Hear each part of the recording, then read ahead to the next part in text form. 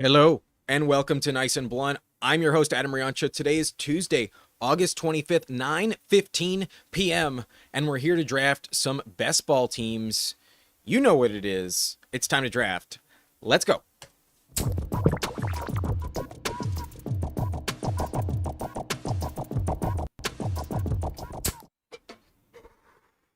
All right. Executed a perfect intro there. Didn't have a misfire like we sometimes do, but all the settings were in order. We're back on OBS and we are streaming solo tonight. Gonna do a few. I think we're first gonna hop into a BBM because tomorrow I'm playing Best Ball Jeopardy and the ADP is driven by BBM. So that's gonna be where we start. And just a friendly reminder, a shout out to our sponsor, partner of the channel.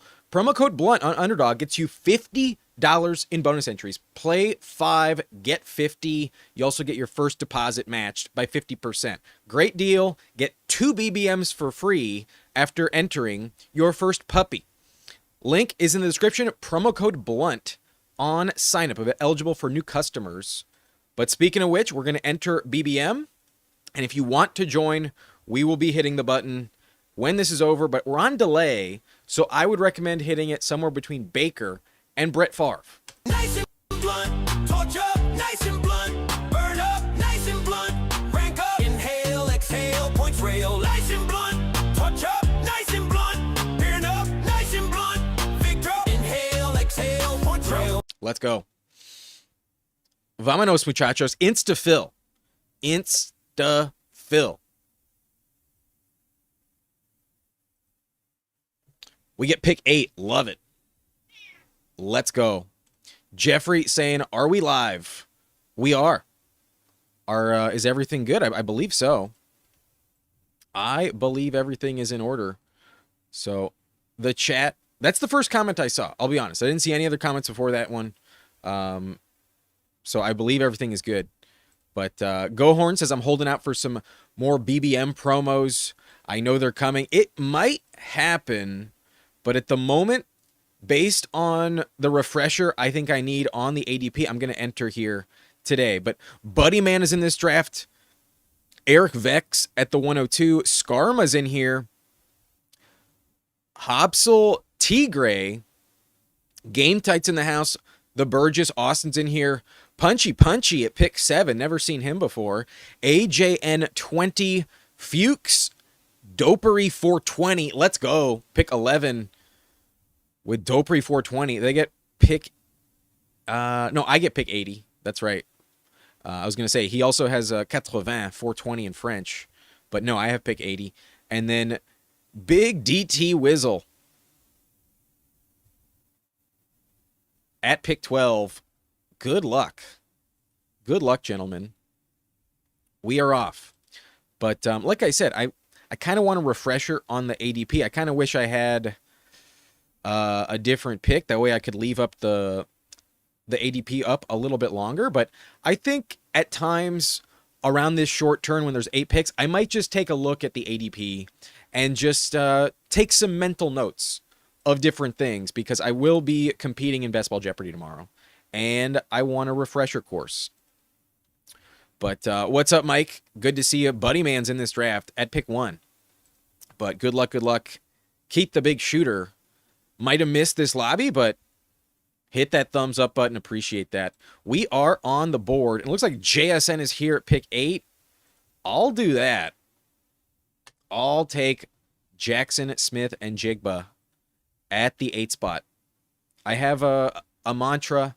I faded JSN so much at pick 5.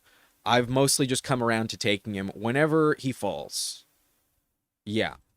JSN at 8, we 100% take those. 100%. Let's go. What I like is that there are some members of the Blunt rotation in this lobby. We have 3 team reviews to do with Buddy Man, Game Tight, and the Burgess. But unless someone's watching and I just don't know, I don't think anybody around this turn is watching in the chat. If I had to guess, teams 9, 10, 11, and 12, I don't recognize them. If they are in here, would love to know. But I have a feeling... I don't think those teams know my takes. I think there's a chance that I get exactly who I want. It's possible. I don't get sniped. But what's up, Disbanded? Good to see you. Thank you for checking in. Pickens goes at 13. Interesting. Very interesting. But Roni Baloney's in the house. Hunter apparently only playing corner. I'll believe it when I see it, but they really need some corner depth. So it wouldn't be the most shocking thing in the world. I've always kind of felt like he is going to crush when someone else gets hurt. But man, if I get my boy here, I'm going to be so happy about it. Even if we're stuck with Derrick Henry, I think that's fine. But, oh, come on, AJ, and take Achan. Take Achan. Let's go.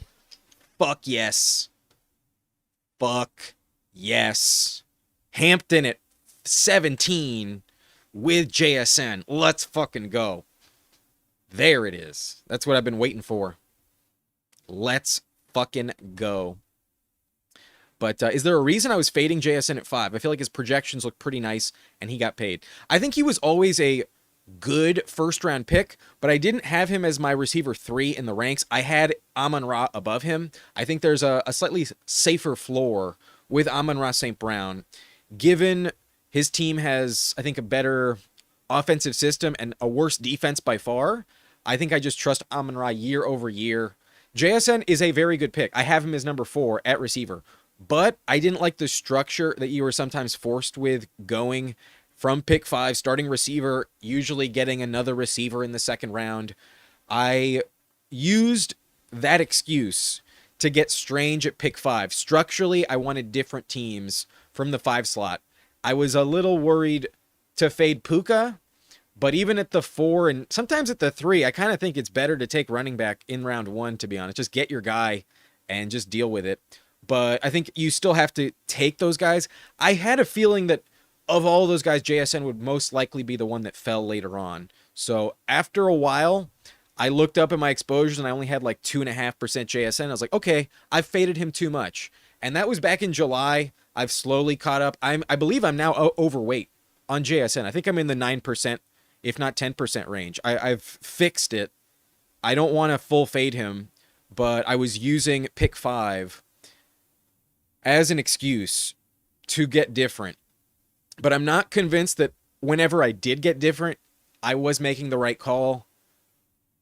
I think Taylor is the safest pick, but I could see somebody that goes in the second round outscore him this year. So running back 3 is a huge up in the air thing this season. It feels most likely it's Taylor or McCaffrey, but if you told me it was someone else, I wouldn't be surprised at all. There's a few candidates, I think Hampton is one of them, that could be better. But Genty falls to pick 20, so game type getting a little different with Amon-Ra at 5. Definitely a team that you could have just drafted a few weeks ago. Let's say from pick 8. But he's going to get an earlier third-round pick. That is the advantage of shifting those players up the board. Typically, there's not as many Amon-Ra drafters that have access to the receivers that go at the top of the third. If he would gotten Neighbors there, or Rashi Rice, or Olave, would have been really sweet. But Flowers sometimes moves all over the board, so it may just be a wash. Perhaps it may just be a wash.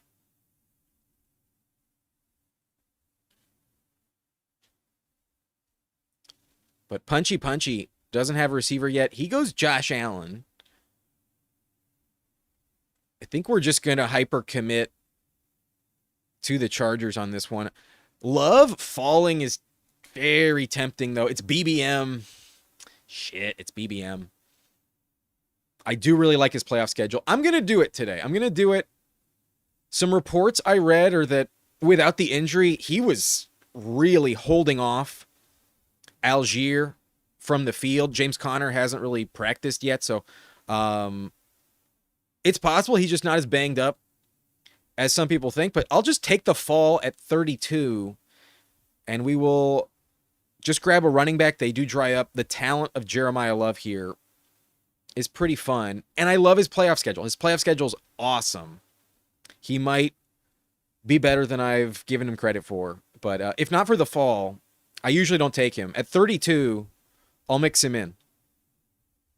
But I will say I kind of want to pair him with a very strong RB3, and I don't feel confident I'll get that in the 5th round. So going elite, anchor, wideout feels like the play here. I think I might just take a running back here, but I'll be honest, taking Colston Loveland would also be pretty nice. Lad goes with T. Higgins at the turn. At least I'm not completely locked into the Chargers. There's a world where Lad just isn't as valuable as the 3rd round. I think he will be. I think he hits, but let's go a little bit different. Damn, I did want Swift. To be honest, I was actually fully planning for Swift.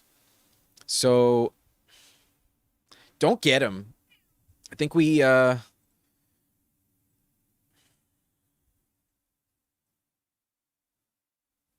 I'm going to shoot for upside. I'm going to go Cam Scatabo. I don't fear Najee Harris whatsoever. I really don't. It's only if Scatabo just gets in his own way. If Scatabo hurts himself, that's I think the only way he doesn't pay off. But I'm going for it. I'll take Cam Scatabo. But for ADP discount, I maybe should have just taken Travis. That may have been the wrong pick there. But I think Scatabo has higher upside. And I passed on Travis earlier today. He's all right, but I have a lot of faith in Scatabo. He's going to catch a lot of passes, and I think they really need him. So he should be full go in the beginning of the season. I worry about him maybe later on, but if anything, that's just when Jeremiah Love takes over in the starting roster. So we have 3 young elite running backs. Upside is through the roof. They could all get 20-plus touches and all catch like 4 passes per game. Like they could all have 60-plus receptions when the season's over. I think there's a lot of safety there. It's just some injury risk. But we are not afraid of injury risk on this team. We have Love and Scatabo. We're just trusting talent. But if I had to guess, I feel like my chat has frozen. Because honestly, I haven't gotten a fucking... There we go. Whoa. Yeah. Sorry for ignoring the chat. Literally, it was frozen. I thought no one was saying anything. I was just riffing. So let me catch up. Gohorn says I have 0% Travis Hunter. He's my only true fade over 800 drafts. I have like 10%. But I agree with you there on Amon-Ra. I've sacrificed a decent amount of CMC and JT shares to increase my Amon-Ra percentage. Yeah, the Lions in round 1, get them wherever you can. Get them wherever you can. That's what Jiri does. Jiri drafts shippers. Jiri knows what he's doing. Jiri trusts his Lions fandom to take him to the promised land. Amon-Ra, a great pick. So is Jahmyr Gibbs. There's a reason there's 2 Lions in the first round. But Avi saying I won't take JSN until after CMC and Taylor. That's what happened here. We did get him there. But to start off, anchor receiver feels pretty nice with a unique JSN team. But for the sake of ADP value, perhaps I should have gotten Travis. But if I really just trust my gut, I think Scatabo is more valuable. Hoffman saying Hampton, James Cook, Chase Brown can be in the top 3. Definitely. They have that capability. They're in really good offense. It's all going to come down to touchdowns most likely, but they catch more passes than Jonathan Taylor. We'll see. But yeah, Love was a good value there at the 3.8. In BBM, I like his playoff schedule specifically a little bit more. Might be tougher to advance him, but we like our running backs on this team. So, going to just trust that. DJ Moore or Devontae Adams? Kind of tough here, but my name's Adam. He's paid off for me so many times. I think he scores a lot of touchdowns again. I'll go Devontae Adams. Let's bet on the Rams passing game. Only Puka and Terrence Ferguson to worry about. I don't think Corum Vultures is goal line reps. So as long as he stays healthy, I trust this pick. He had over 190 points last season. And he just has to stay healthy. That's really all it is. But Adams in the 5th. I'll take that. Avi wanted me to take Loveland. We took Scatabo instead, but Loveland is a very good pick in the 4th round. Breaking Best Ball in the house. What's up? Nice to see you. Najee only there in case of injury, in my opinion. I agree. They need some insurance policy, and I guess they just really hate Tyrone Tracy. I know that Jim Harbaugh was a really big fan of Najee Harris in college, so I could see, by osmosis in the family, John Harbaugh liked him a lot too as a as a prospect, and he's pretty familiar with him from the Ravens Steelers days. Maybe he does just like him, but I think Scatabo is by far the better play. Najee off the Achilles with the just one eye. I'm not afraid.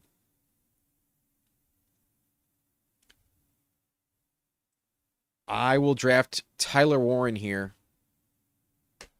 We're going to trust those two receivers. They have the same bye, but I don't care. This is the reason I pass on Loveland, because I can sometimes get Tyler Warren at 65. Warren's a really safe pick. Really safe pick. But obviously, Scat is a tank, good pick. As long as he stays healthy, I think he's worth a 4th-round pick, and he might just crush his ADP if he stays healthy. I think there is upside for top 10 production out of Cam Scatabo. But we'll be dropping the cat emojis. Love to see it. Appreciate that. Leia she's behind me. She's taking a little nap right now. But Jamie saying, just record a solo episode, but I was muted the whole time. Ooh. I've done that before. I've been there in the past. You record a 30-minute video. It was when I had a different microphone setup. I used to record my audio on a separate device, and then I would sync it with the recording because my camera's microphone is trash. And there were several times a few years ago before I would just plug it into the computer where the microphone just wouldn't be plugged in, or like something was off. It happens, man. Bummer. You live and you learn, but yeah, that's a bummer. At least you got the rep in, Jamie. You got the rep in. It'll pay off next time, but Go Horn says Adams continues to get great reports out of camp and his ADP doesn't move at all. Meanwhile, Puka still isn't practicing. I know, like the event that you get at Adams without Puka game, like last year we saw that he had 3 touchdowns. You have 20-point upside if Puka misses any time. I think Puka's going to be fine, but mid-season there's always that chance. Maybe week 1 it pays off for us. He did score those 3 touchdowns in an international game in London. Maybe playing in Australia, Adams delivers in week 1. A little bit extra. But for the most part, I just trust like 12-plus touchdowns, if not like 15. Last year he had 14 and he missed like 4 games. Adams is money in the bank as long as he's healthy. But Jamie saying Najee with his Achilles tear is only there for blocking downs because nobody in that backfield right now can block. He's also not like the most prolific pass catcher. For change of pace, just like, do we need 3 yards? Maybe. We trust Najee Harris to get it, but yeah, I really don't worry about him. I really don't. But Gopre's in the house. What's up? So far, so good. So far, our team's looking pretty nice at the moment. We got Hampton, Jeremiah Love, and Scatabo. We took JSN and Devontae Adams, and our tight end is Tyler Warren at pick 65. The team is chilling so far, but easy to like your team 6 rounds in. You can always fuck it up, but easy to like the team 6 rounds in. Pollard goes. I was not interested in Pollard there.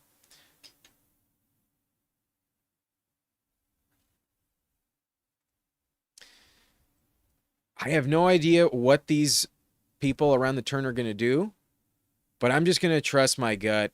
I'm going to take my guy. I'm going to take Justin Herbert. I know the team at 12 has Ladd McConkey. He does have Burrow, so maybe I could have pushed him, but I just think he's one of the best picks in this range. I don't trust the other positions here, and to pull someone up, I'm not convinced. I just don't get them back on the other way around. Maybe I needed a receiver there. Godwin would have been an option. But Godwin consistently gets hurt. He's kind of old. I will just take the quarterback. Stacked up with Hampton, I think that's actually more valuable than people think. And I will just take my guy. I think Herbert's going to go crazy in the playoff games. He gets a Thursday night game against the Niners, and they are already snake bitten. So who's to say what their defense looks like at that point in the season? But Jim Harbaugh's got a revenge game. Mike McDaniel's got a revenge game. They're going to win that one. pretty convincingly, and I think they play very well.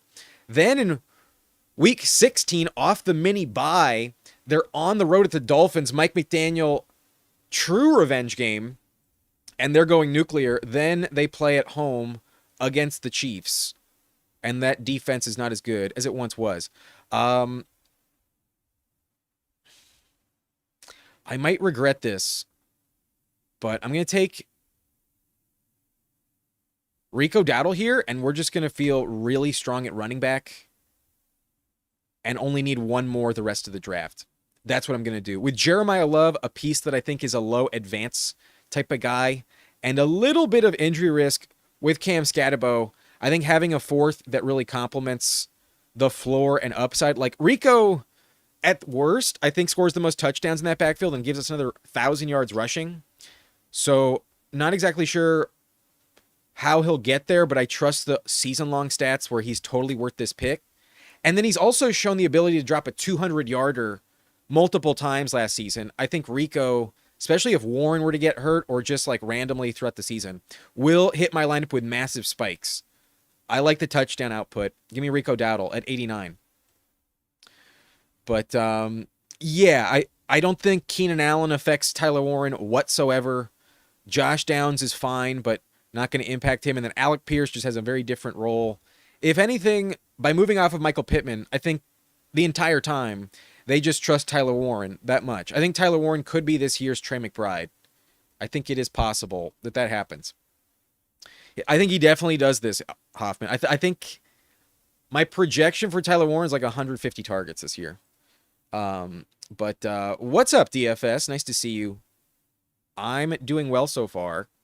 We have an interesting team, a 1-4-2-1 with JSN and Adams holding it down at receiver. We're going to need to fill it in with a bunch of other names, but there's still some guys I like, and I think the depth can work out. I was hopeful that Matthew Golden would make it back to me, but his ADP has risen these days. It's just harder to get him at this point in time.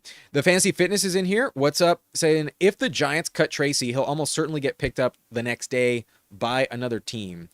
I think so, too. I think he's one of those coveted options in terms of, like, ability. Last year, he had some 20-pointers.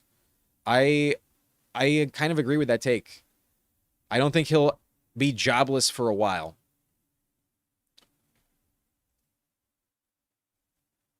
But GL Zaya says, Blunt, are you a Dutch Masters Backwoods Swisher Sweets type of guy? I am on the board. Let me... Yo, Pittman's still here? Sweet.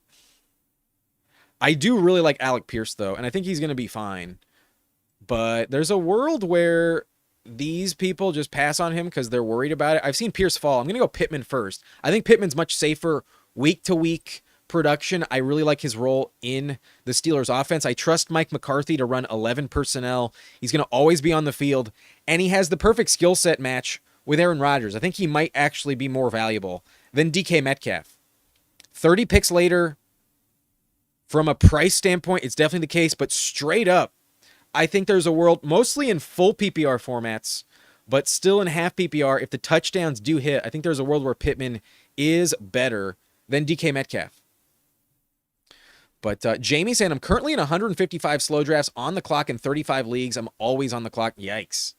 That's a lot. That's a lot of them. I never do slows. But Avi saying 2 running backs I never draft are Bucky and Monty. I understand passing on Bucky. Getting Kenny Gainwell much later, I think, is the better play. Excuse me. But I think Monty's okay in the range to where he goes. I think now that you can't get Swift at the 4-5 turn, I think Montgomery's a really good pivot option. I'm fine with him if that's who you end up with. But Dolphins going to be 2-13 for that game and tanking. Yeah, they're not going to look too hot. But thankfully, I get Alec Pierce on the way back. I will say Romeo Doubs feels really safe right now. There's also Romeo Doubs, but at pick 113, I don't think he stays off the field for too long. I'm going to go Alec Pierce. Sounds like he might come back to practice, and they paid him a ton. We have a double Colt investment, but at 113, I'll take the cheapest price on Alec Pierce in BBM. But we'll be asking anyone watching the Seahawks Hard Knocks, man. I knew they were going to mention OJ Brigance, RIP, light up for OJ. I'll be honest, I don't know who that is. When I saw OJ, I thought you were going to say Simpson after that, but I do not know OJ Brigance. But if you want me to, let's do it. I need an excuse, and RIP definitely deserves it.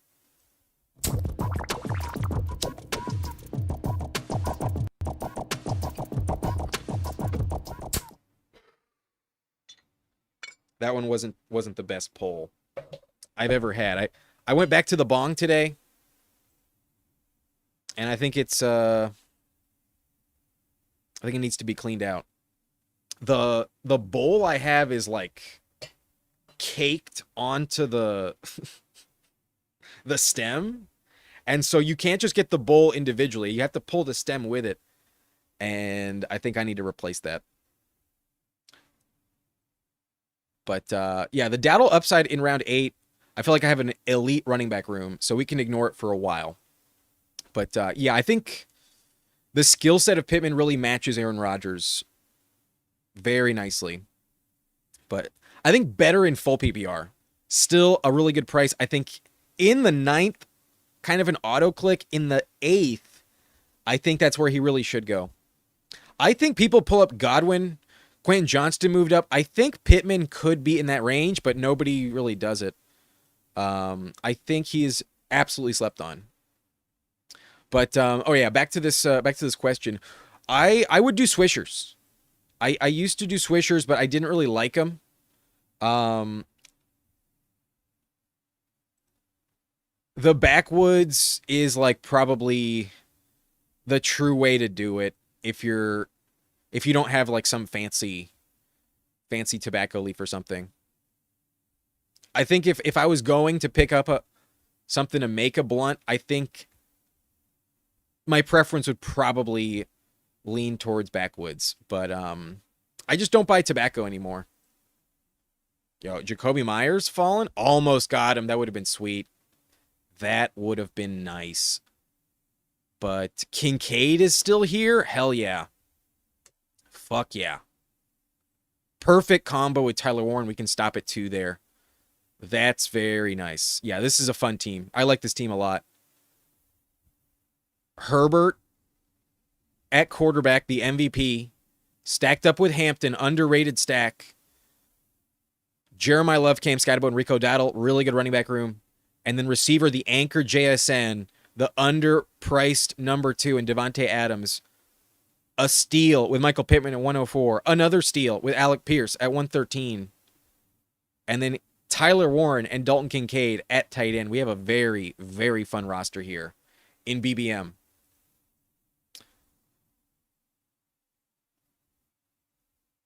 But Garcia Vega, not ringing a bell, to be honest. But Jay Graham says, I got offered in Dynasty DK 107 and 108.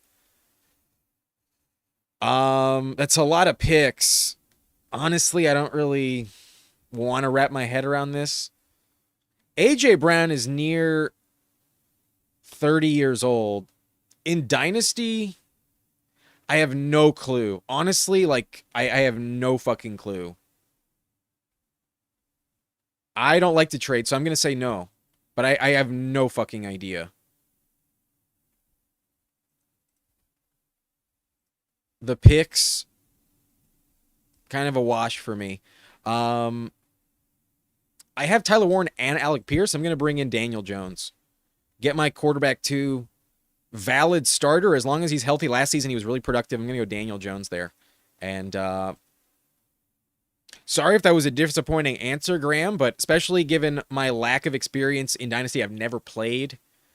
I got to focus on my team a little bit more. I genuinely have no idea, so I would lean no. Avi saying Dobbs is receiver 2 in New England. He's so underrated. Yeah, Dobbs is a very good pick. Dobbs looks way better right now with Booty leaving. Dobbs is really, really nice. But yeah, we blaze it every day. Yeah, the bong is very annoying to clean up. That's why I gave up on it. It's too time consuming. It's really gross if you spill it. Oh my god, if you drop the bong by accident, oh god, it's a nightmare. And my cat has broken a bong of mine before.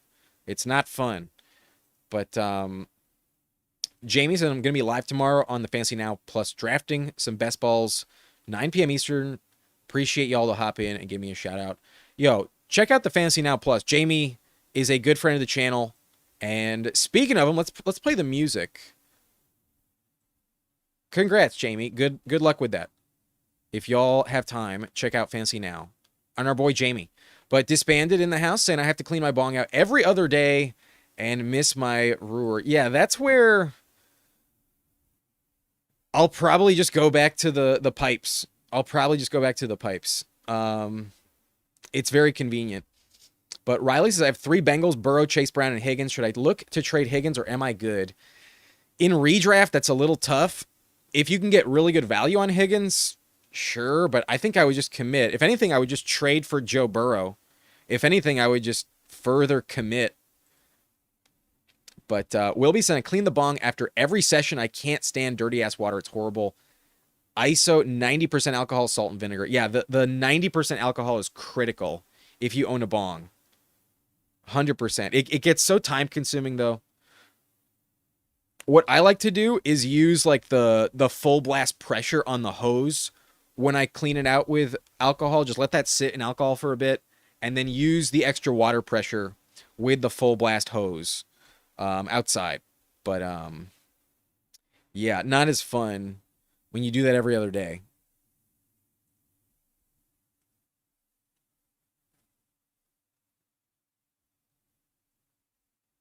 Jalen Naylor goes, but I have Tank Bigsby on the thumbnail. I would be remiss if I don't take Tank Bigsby. So he's just more expensive these days, but late round 13, haven't seen him here in a minute. I will just take him at 152. And now I'm just officially done at running back. A good omen. Bigsby's on the thumbnail. Bigsby's my most drafted player. Bigsby, come on down.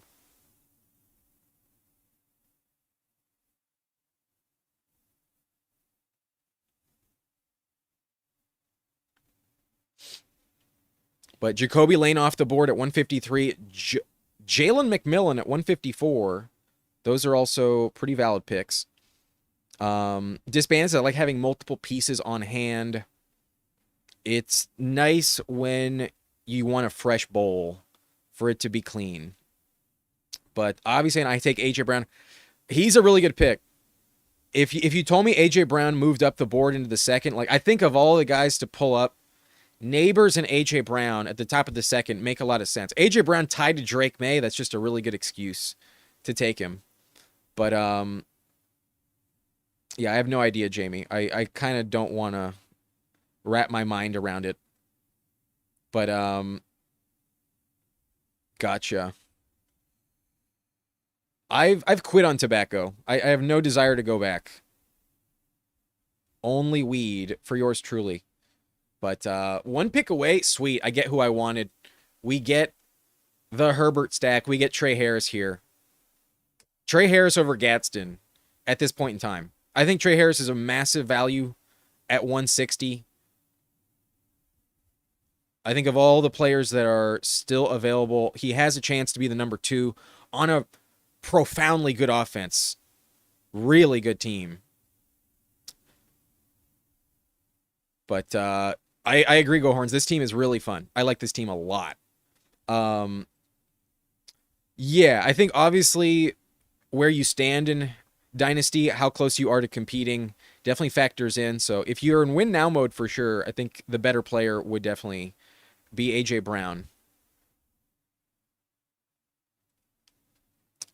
But like I said, I don't play Dynasty, so I don't think I have the best opinion.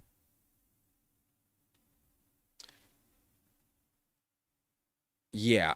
A.J. Brown is definitely a play for this year. Long-term in Dynasty, who knows? He could overstay his welcome like he did in Philadelphia. He's been traded twice. It could happen again, especially if like Mike Vrabel somehow fell out of the good graces. But,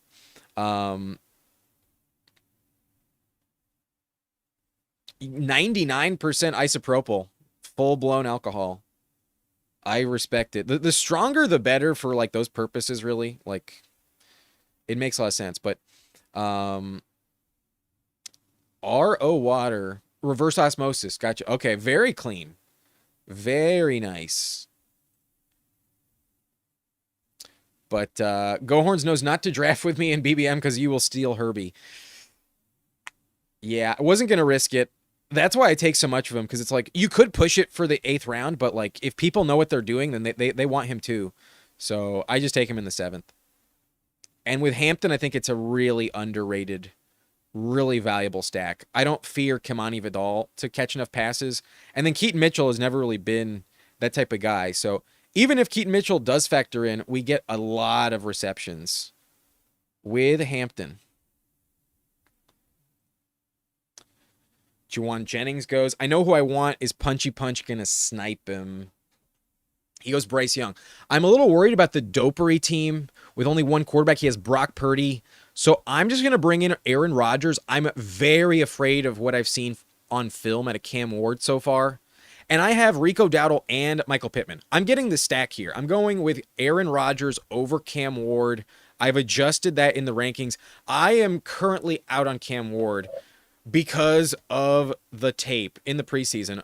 Fumbling, looking really scared in the pocket, just bad instincts. I like Brian Dable and everything, but yikes, I think that could really go sour. And my team is very much committed to Pittsburgh. So with Pittman, we get the stack plus Dowdle. I think it's pretty valuable here to just lock up QB. We waited for Daniel Jones as the second one, so getting a third in BBM I think is a really nice play. We already have 2 great tight end options, so 5 picks committed to quarterback and running back. I'm happy with that so far. Would have considered Kalen Black here, to be honest with you. I would have thought about it. But I think I need a receiver pretty badly, so to be forced into pivoting in that direction, probably just the better decision. Boy, it is slim down here. Receiver dried up quickly. At 185, I mean, apparently A.D. Mitchell is above him on the depth chart. Damn it. This is kind of gross. You know what? I'm going to swing for the fence. He got hurt today. Kenneth Walker has a foot injury, apparently. I'm going to go with the 6th running back on this team. I think the 3-6-7-2, I think I can afford. My receivers might be a little thin on this team, but fuck it. I'm taking Emmett Johnson. Another swing for the fence. And there is the bring back. If Ken Walker does not stay healthy, we get the bring back week 17 against the Chargers defense, which historically struggles to stop the run. Historically, that has been the case. The weakness of the Chargers defense is always the run game. So just one more running back in the tank. We have Bigsby, but he's an all or nothing play as well. And we're taking the backup to a starter that's already hurt. Ken Walker hurt his foot today, and he's also had consistent injury problems throughout his career. Emmett Johnson, come on down. I maybe needed some receiver depth, but fuck it. We'll just take some guys in round 17 and 18 and figure it out. I think that's the one weakness of this team, perhaps my receiver depth. But that 6 running back, given the nature of my team, maybe not necessary, but a valuable pick right now. And I don't really know what else was like the best move for me there. I'm not sure exactly what I needed to do, but Game Tight saying, did I miss news on Boston? Why the big fall? Where did Boston go in this? I was not paying attention to him. Denzel Boston at 164. Interesting. Yeah, I think it's just the quarterback situation, and I guess some other teams, like, I really didn't, I assumed he was off the board, but honestly, I think Trey Harris could outscore him just because it's the Browns. It's got to be that's the reason. It's just because of the Browns. I passed on him, but probably more likely getting a safer path than Trey Harris. Maybe that was the better pick.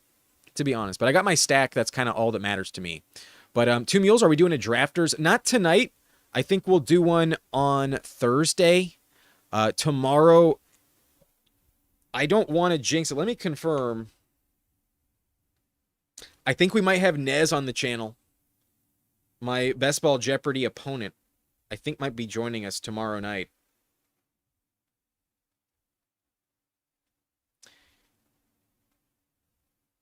I'm confirming with him right now, actually.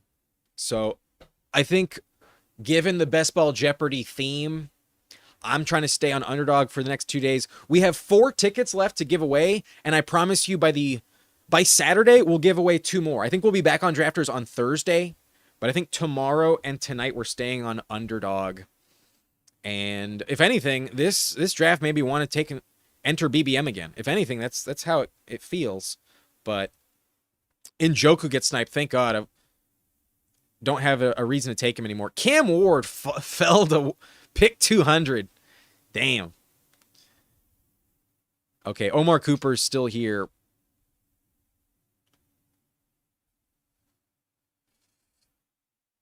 I know what the depth chart apparently says, that AD Mitchell's above him, but I'm going to bet on the talent. I'm going to go Omar Cooper. Give me the rookie. Every BBM winner needs a rookie receiver on it. I'll go Omar Cooper Jr. Might start really slow, but I think he'll step up eventually. Yeah, Cam Ward looks like an absolute bust. I don't want to fully say that, but I have enough of him where I'm just out at this point. I don't want the excuse to take him.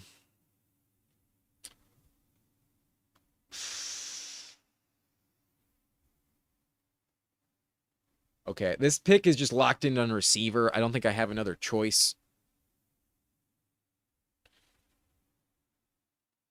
Kind of want to go Jeremy Bernard a little bit, but could go Kyle Williams perhaps. Nobody else has Kyle Williams.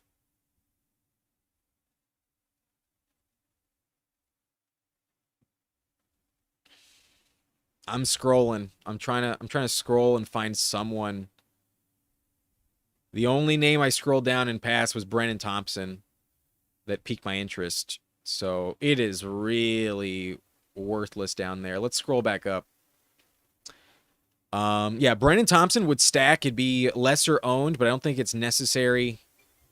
It's funny because if he hits the lineup, it's with a house call.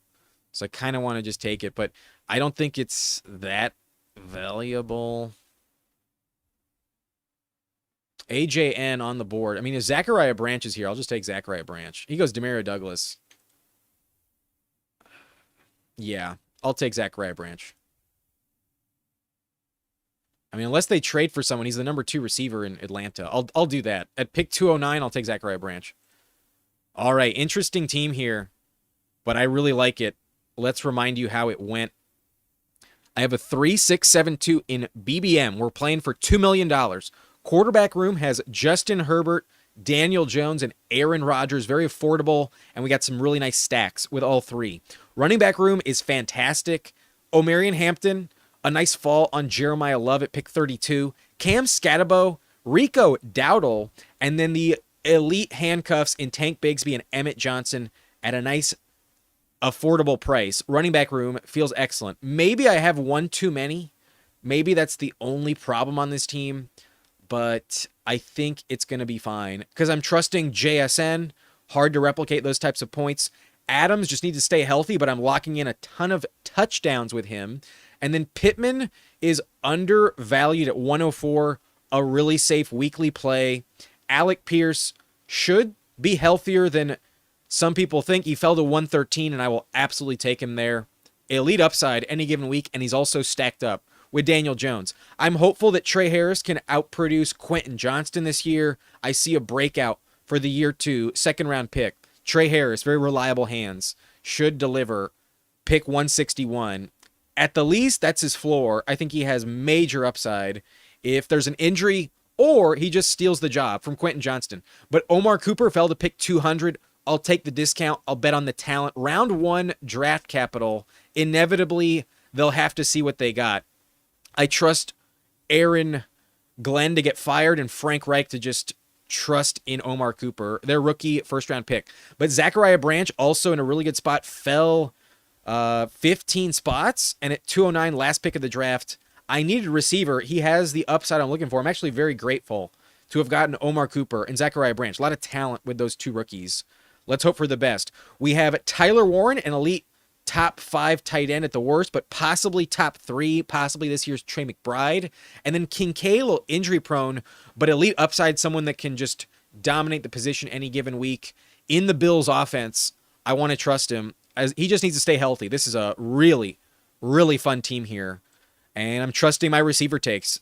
Adams, please stay healthy. That is really all I need. As long as Adams is on the field every week, I'm going to be fine. I have no concern about this team if you told me JSN and Devontae Adams play all 17 games. That is all I need. And then the rest, I think this team is really fun. We have a running back in the flex every week. That's going to be great. So I don't need more than 3 receivers. I can also hit the flex with tight end if I have to. And then at worst, I think Trey Harris is going to offer us like a 6, more like an 8-point floor, but might score like 6 touchdowns, if not closer to 10. I like this team. This is a really fun team. Wilby says good team. Likes the Herbert Hampton stack, especially with Trey Harris, a little cherry on top. Yeah, the Hampton stack is very, very underrated, if you ask me. There's a few other teams in this lobby. Let's do some team reviews real quick. I've dipped on the chat for a minute, but I promise I'll be back. Let's take a look at Buddy Man's team. Mike is a member of the Blunt Rotation. He has Jaden Daniels and Stafford. Good luck with Daniels staying healthy. Stafford is also a health risk given his age, but an MVP candidate with both of them. Good quarterback room if they stay healthy. Gibbs, Kyron, Bucky, and Brooks. Very fun running back room. Understandable to stop at 4. But usually when I take 4 running backs, I like a 3 quarterback team. You have 9 receivers. Let's see how we feel. Egbuka pulled up to 25. Not afraid about the toe injury, apparently. Terry McLaurin stacked up. The double stack with Diggs. Romeo Dobbs at 120. Jalen Coker, Rashid Shaheed, Pat Bryant, Malachi Fields, and Jalen Knoll. I think a random flyer on running back instead of Knoll or even Fields. Honestly, I like the receiver room with just the top 7. I don't know if you need 9. I really don't. T. Ferg at 144, really trusting him and necessary to get the stack, apparently. Gadsden, good luck with that. Feels like a weird bet to make right now, but it is one of the cheapest prices on him. And he did drop 160 yards against the Colts last year. Freiermuth at 193, a value, but how much upside does he really have? A fine pick just because you need tight end points. But if Ferguson is not consistent, I could see you have a lot of weeks with only like 4 points at tight end. I think I would have hit tight end a bit sooner. Not gonna lie. That tight end room doesn't feel amazing. I think receiver feels really strong, where 9 feels a little bit overkill. And then you could always use at least a 5th running back, but I understand spending so much through round 7 that you just want to stop and just trust that. But structurally, I don't think I would have built it this way. That's my opinion. That's how I feel. Sometimes the board just doesn't fall to you. At the 101, it can be tough. So I understand it, but I think Fields and Knoll feel like they're not that valuable on this specific team. A little too much invested at receiver, because the receivers are pretty strong, honestly. Like, the depth is very nice. I think those top 7 give you a lot of safety. I think you don't need both Fields and Knoll. Change up one of those if it was me. But Game Tight's in here. He has Lamar and Bo Nix, a fantastic quarterback combo. Running back room has Ashton Genty, RJ Harvey, Rashad White. Kind of falls off quickly, but Genty at 20, worth scooping up, I think. Tyler Algier, Marshawn Lloyd, Ray Davis, and Jalen Wright. Very interesting team. A lot of handcuff running backs. Hopefully some of them hit. The floor of Harvey and White, I'd feel better about it in full PPR, but I think it's going to be okay, especially if you get something out of Algier or any of those handcuffs do emerge. the anchor on Genty should be fine. But you might have a hard time if Genty misses some time for an extended period. If he's out until like October, maybe you're kind of behind the eight ball with a lack of points. But Algier hopefully covers you.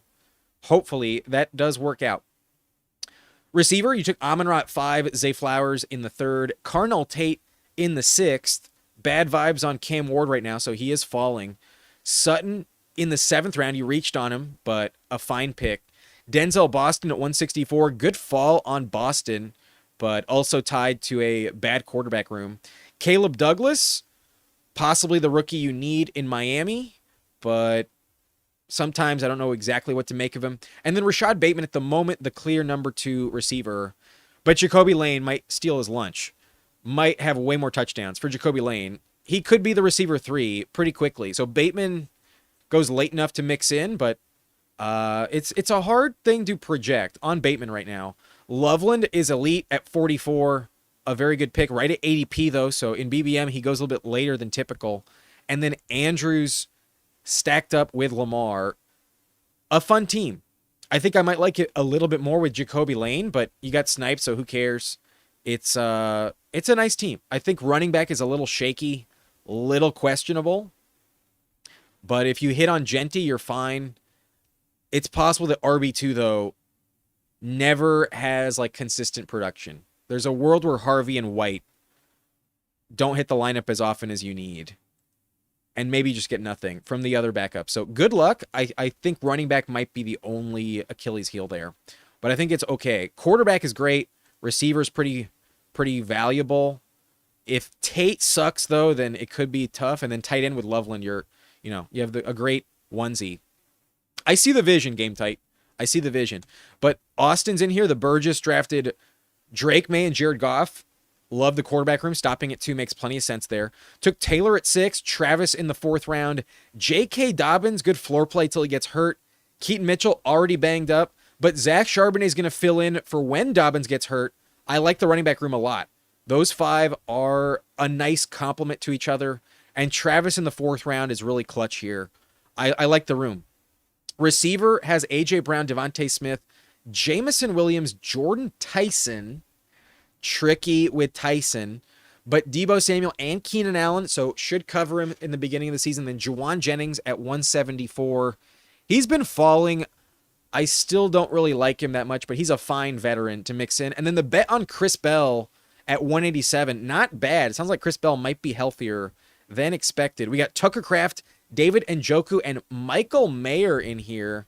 The Mayer selection, unique. Same with Njoku, not sure they both contribute enough, but a very fun play. Upside is definitely there. It's different. So the tight end depth is the only kind of shaky thing on this. I think the Tyson pick is also a little shaky, but I actually like the receiver room in totality. You can afford him. And then running back, I think, complements each other so well. Charbonnet with Dobbins, I like a lot. So running back is really nice. Tight end, you have Kraft, so all good there. Yeah, it's just maybe receiver depth a little shaky, but honestly, this is a great team. Burgess drafted a really good team here. Very balanced, very good approach. If Tyson is healthier than we think, he's got a lot of upside. So good luck with Tyson. I think that's the X factor on this team. And you have a shot. Definitely a shot with this roster. I like this team a lot. But I like mine too. I like my chances with my team. So wish us luck. 2 of these teams advance out of the pod. And then hopefully one of us makes the final, if not both of us. But good luck. Good luck, everyone. We are going to pivot back to the draft lobby. I promised I'd get back to the chat. I will catch up. We're gonna speed through this, but I think we're gonna draft a puppy afterwards. So let's see how quickly we can get down the list of comments. But dude, so inconsistent. Cam Ward is not a safe pick at all. But Week 17 against the Titans, that could be an interesting game for sure. I don't know if they drop 45, but I like Mike McCarthy to get Pittman involved quite a bit. I would agree. I think Alec Pierce is a very critical pick for me. I fully agree. That might decide it. Perhaps Romeo Dobbs should have been the pick. But Best Ball Cabal saying just finished a Drafters main. First share of round 20, Demarcus Robinson. It's getting rough in these streets. Yikes. That sounds That sounds a bit brutal. But Jamie says, oh, hey, I talked about Emmett Johnson tonight, but you couldn't hear me because I was muted. I couldn't hear you in this one. Only through the letters. But Gohorn says Boston's falling because of all the KC hype. I also think the quarterback situation is gross as fuck. But Boston, the clear receiver 2 on the Browns now. Yeah, how valuable is the Browns passing game at the end of the day? But Omar Cooper, a great pick in 2028. More of a dynasty play for sure, but I don't ultimately trust Adonai Mitchell that much. I think inevitably they have to see what they have in Omar Cooper. But Aaron Height, as a Rookies fan, I'm praying Mendoza looks nothing like Cam Ward. I think he'll be better. I think he has a better situation. I think he's more reliable. He's a true like pocket passer, kind of a throwback quarterback, but Cam Ward a little too lackadaisical. And just a terrible year 1. It's possible the coaching just really set him back last season in Tennessee. But Fantasy Fitness says, take Troy Franklin. I've taken him a few times, but unstacked, I don't think I wanted to do that. I went Branch instead. But an interesting play for sure. Aaron says, did a draft the other night before the Genti update and got him in a team at pick 87. Could be a pretty unique team. Got him with Cook and Achane. That's awesome. That's elite, man. I had a friend of mine that was texting me throughout the draft. He was like, where do I take Genti? He was drafting the day it happened. And I told him to take him in like the 6th, 7th round. And he ended up taking him in the 9th. He got him in the 9th in like the one pocket of time where Genti was in free fall. Amazing pick. Good for him. And good for you at 87. That's excellent. Round 8 as well. But in BBM, oh, damn.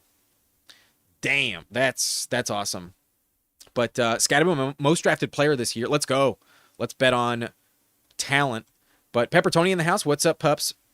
Nice to see you. Mike McCullough, you're welcome for the review. Thank you for being a member of the Blunt Rotation. If anyone is ever drafting in the same pod and wants a team review, go ahead and become a member down below. Join, and for a month subscription, you have a team review locked in whenever you're drafting with me. But Easy B saying in redraft, I was offered Javonte Williams, Pickens for Achane, Devontae Adams. Thoughts?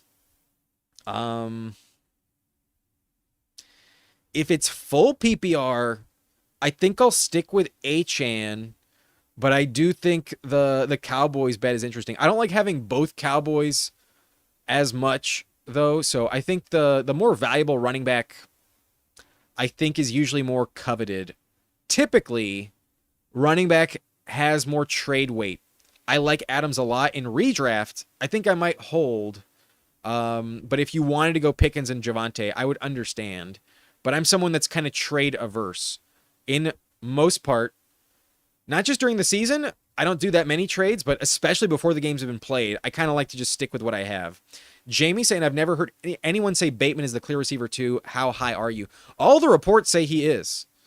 I don't know how long that's going to last, but week 1, that is the case. That is true. Every report says Jacoby Lane has only won the receiver 3 job. He's locked in as receiver 3.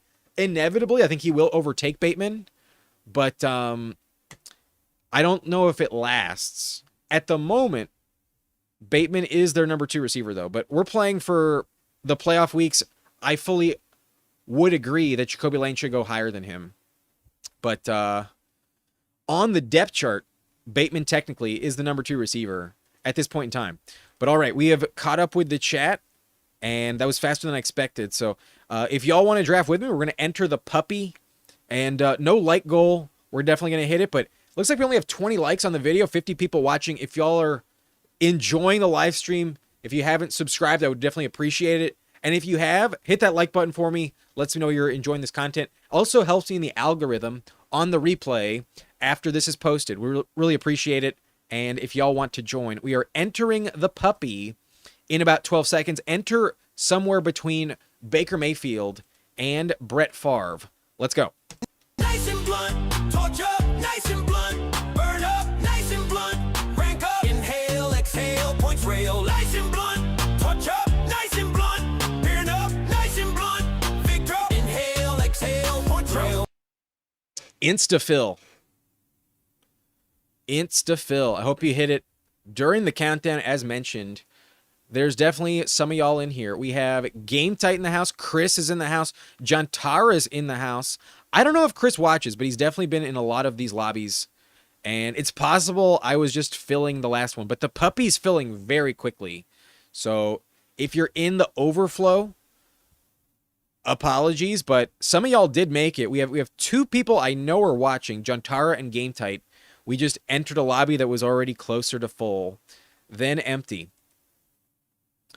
But Aaron says, nice, I got in. I'm pick 12. So 3 folks are in this draft with me.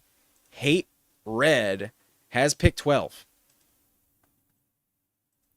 But I would agree. Very close trade. I think ceiling and floor combo. I think Achane Adams. If you told me that Dak just got hurt, I wouldn't be that surprised this year. And being tied to the Cowboys offense in that scenario would be a slight bummer. But to bet on injury is not the way you want to play it. I just think Adams is really valuable, underpriced, and Achane is definitely more valuable than Javonte. But yes, he did have 9 touchdowns 2 years ago. I wouldn't expect that now that Jacoby Lane's on the team, but it's possible. It's possible that Flowers just doesn't score again and Bateman is just open. It is possible, but I think I like Lane a little bit more to outscore him for touchdowns. Aaron saying, I'm very pro trade and redraft. As a poker player, I'm constantly pushing edges, and trading is one of the best ways to get an edge on the competition. As long as you win the trade, sometimes people force trades too often. They have a lower success rate. I trust my draft picks. That's kind of where I stand. If there's an obvious trade to make, I will make it. But in general, I kind of like to stay put and just play the waiver wire. I kind of like to do it that way. But I understand the folks that like to wheel and deal. Sometimes you can set up a real super team, and it does look like the right play. But I do think there's like trade karma that sometimes factors in. Sometimes that is relevant. I'm going to go James Cook here. I think a very safe pick. With the Genty injury, with Ken Walker hurting his foot, I think running back gets a little bit slimmer. And I know what I'm going to get with James Cook. A lot of touchdowns. That's what I'm going to get in the Bills offense. So I'll take him here at pick 9. We'll go with running back in round 1. And we'll just try to keep it balanced. But Chase Brown, Hampton go. I would have definitely wanted Hampton, but with the double week 7 bye, it is the only dilemma with the James Cook combination. You do have a double running back bye week in week 7. But Saquon falls. I don't have a ton of Saquon. Why not? Let's bet on Saquon today. We took Bigsby earlier in BBM. Let's go Saquon in this puppy. Bateman's all right. The Bateman. He goes so late, there's not much risk. But he's not like elite. He's never an elite pick. Unless you randomly get 9 touchdowns again. If that happens again, then he's one of the best picks on the board. But to know that for sure, I don't know if I trust it. But stay out of jail. Yeah, he also got arrested earlier this year. There's also that factoring in. Yeah, if anything, a big reason to fade him even more. Bustman, says Peppertoni, a Ravens fan. He's ready to move off, apparently. But I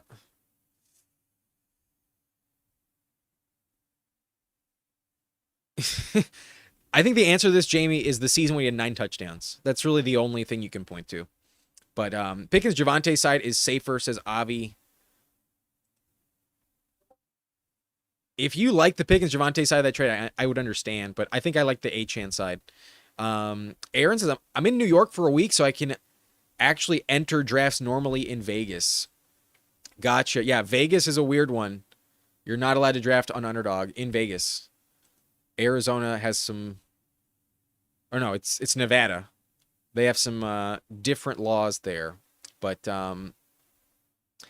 names Hatred. Okay, gotcha. Hatred. Makes more sense there. Thanks for the clarification. I saw the hate, so I thought it was like hate and then red, but that's a pretty good sounded out type of thing. Clever name. Jamie saying that countdown is fire. There's only one lyric on that countdown that doesn't make sense though. There's one lyric on there that might not fully fit, but it sounds good enough to keep it. Pulling Lane up to the 10th, 11th, 12th, you have been warned, says Pepper Tony. Well, you're not in this lobby, so we don't have to worry about that today. But Best Ball Cabal says Bateman is always banged up, slowed by injuries. That's a trend, apparently. It probably continues, but 109 might be the worst pick, not going to lie. I don't think so. I actually like it. You have pick 16, and if you want double running back, you lock it in with a guy that you definitely feel good with. So I don't mind it. I think being 4 picks off the turn is actually a good spot. Yeah, I think it's actually nice.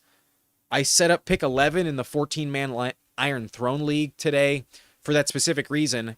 I like having access to a top 18 overall pick. But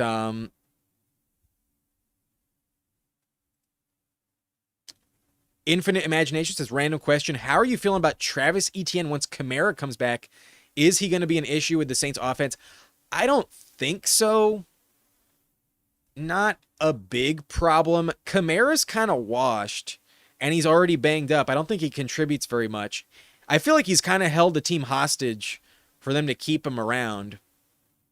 I'm not that worried about it, but here I'm going to go Lad McConkey. We don't have a receiver yet, and going double charger is fine, but just having one of them is also pretty sweet. We probably take Herbert again, but get that last receiver in round 5.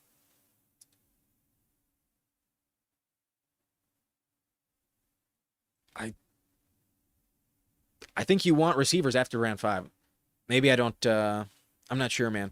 But Best Ball Cabal saying missed games is not an injury log.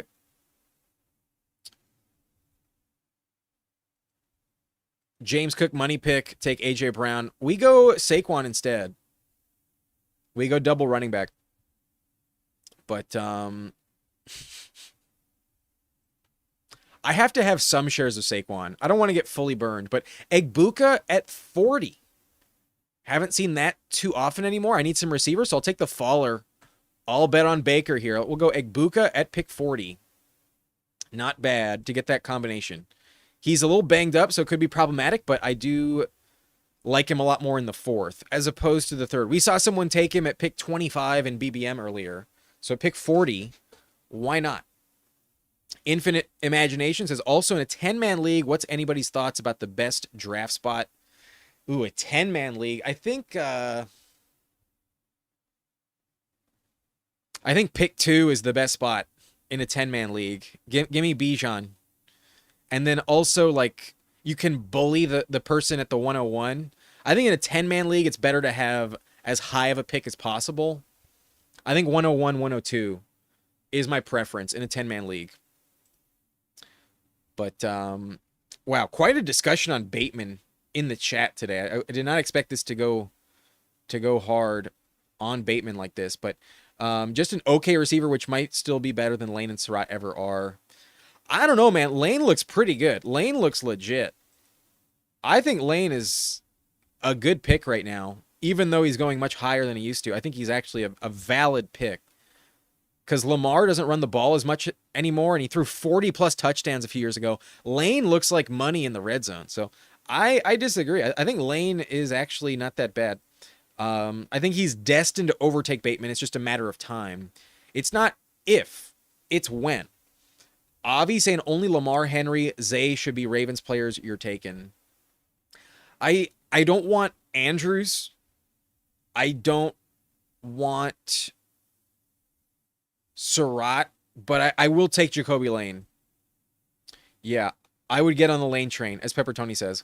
But sometimes it goes a little higher than I would like. At the moment, it's still like in the 150 range. I think that's a very good pick if he does deliver in the red zone.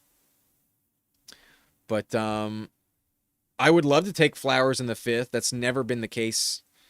Can't get it, even if you try. But yeah, I don't think Kamara is really that much of a problem. I don't think he really ever was.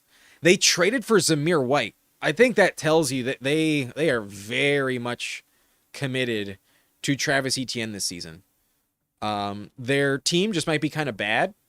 They have had some injuries, and Etienne is kind of a high variance type of guy. Some weeks he goes insane, and then some weeks he kind of disappears a little bit. But I think Etienne will be a great 4th round pick. I am on the board here. Adams did not make it back, unfortunately. But on this team, we get to go DJ Moore instead. I could go Parker Washington, though. But that's not where I want to go. Yeah, I'm not going to do that. We're going to go with 2 Buffalo Bills. We did not get Josh Allen on this team, but who cares? We'll go double Buffalo Bills. They get the Dolphins week 17. They're going to crush. They are going to crush. But looks like I had the music muted this whole time. I'm on OBS, so I can't listen to it. I thought I had it, and it was on, but it was totally faded out. So it hasn't been on for even a second in terms of your experience. Let's bring in the music. But yeah, railing points. Whatever that means. It sounds good enough. Damn, this is not ideal.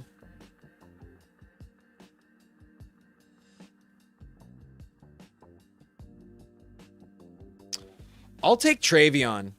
I still think Travion can really spike. Only in best ball. I don't recommend it in redraft. He's going to be a nightmare in redraft, but in best ball, give me Travion Henderson.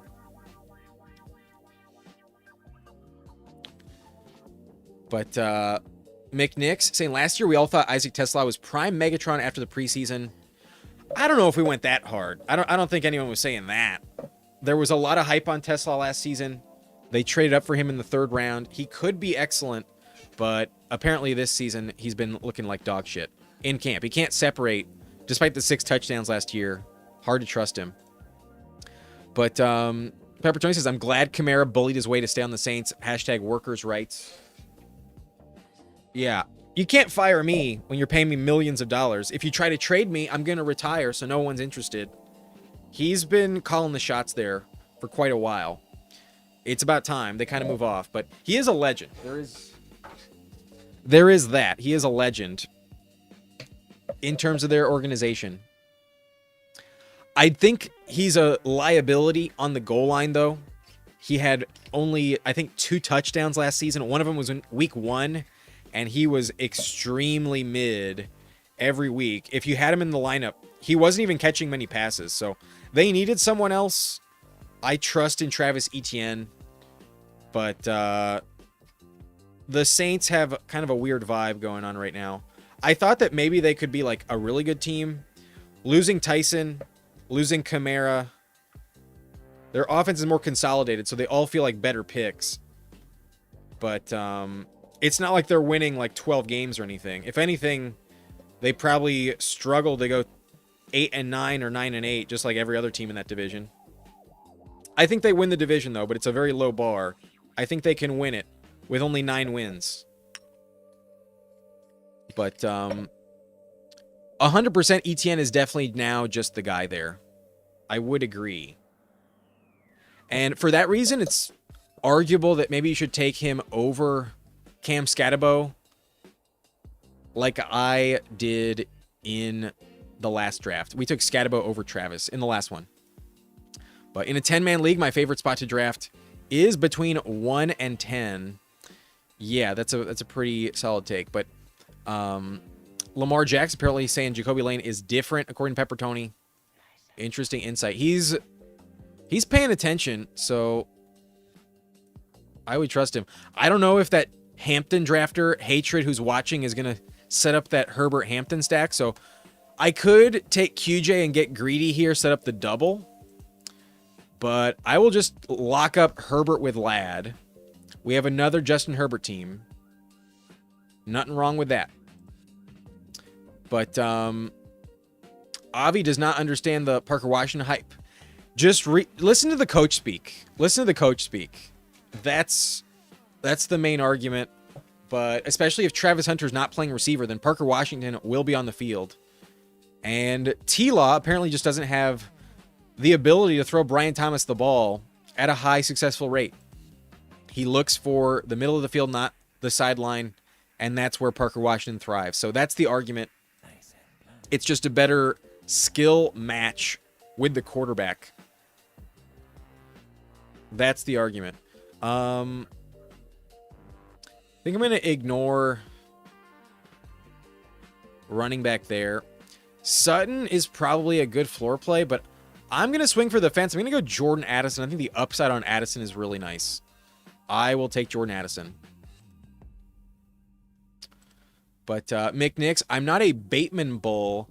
Just not sure why everyone's so confident. Lane is good when he was never open in college.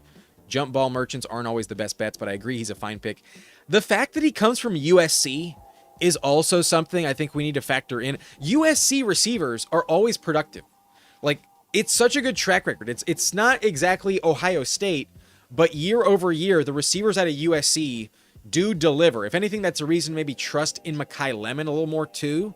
But for the price, it's so inexpensive. I think it's worth it to take the Ravens receiver too, because Andrews is not going to be that involved. I don't fear Andrews that much. But Pepper Tony says, Lamar, Zay, and Jacoby rode the rides at Mall of America together. Bateman was not invited. That's a good storyline. That's a good storyline. But Abby saying I'd take DJ Moore there. 10 out of 10, good pick. Yeah, I think it's a much safer investment than Parker Washington. Egbuka is a little bit riskier. DJ Moore, I think, is much safer. But P-Wash could have higher upside. I will acknowledge there is a world where the P-Wash truthers are correct, but I'm not one of them. I'm going to take DJ Moore instead. But Ruben's in the house. What's up? The Iron Throne FF is in here, and I highly recommend, if you haven't subscribed yet, check out the Iron Throne League. We just had our 14-man league earlier tonight. I'm not going to spoil anything, but I will say I like my team quite a bit, and I think this league is going to be a really fun time all season. We have a ton of content creators in there, and it was a very sharp 14-team draft. Check it out. I think you will subscribe later if you are not subscribed as of now. But did I turn my air conditioner off yet? Honestly, I didn't. It was hot as fuck today, but I can probably turn it off. I'm going to do that.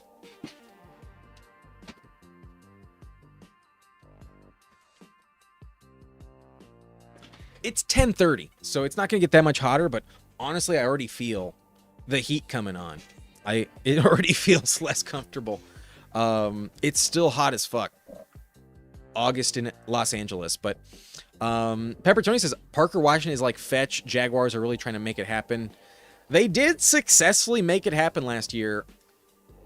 I don't want to go full hater on P-Wash. I think it's understandable that one of these Jags is going to crush, and based off of the reports, it's not crazy to have full faith in him. He's a much more diligent worker.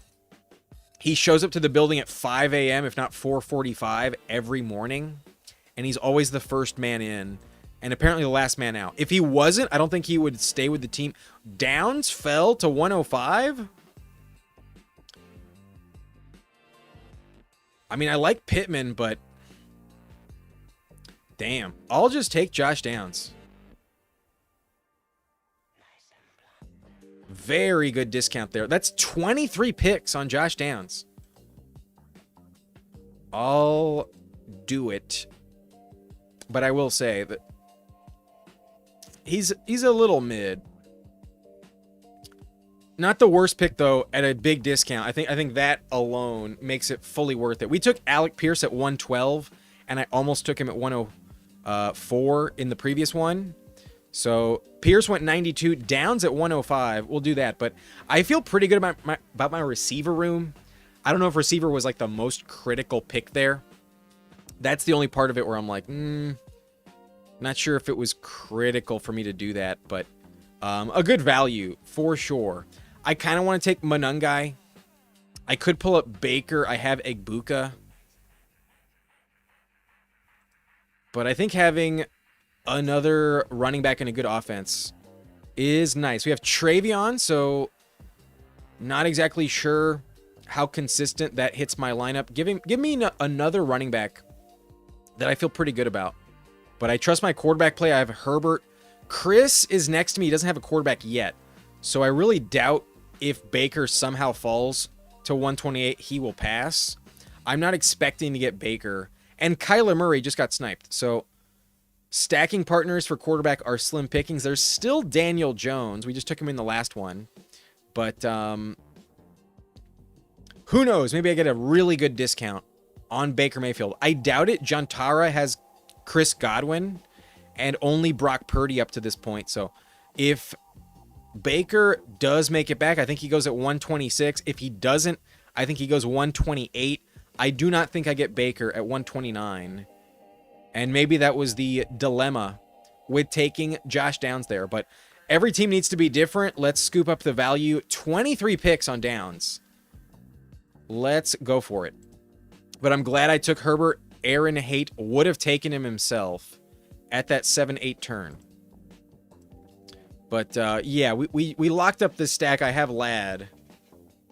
We're fine, Pepper Tony. We're all right. We're gonna get Trey Harris later. It's all fine. But let's hit the pipe. I have a bull packed, and I'm ready to smoke.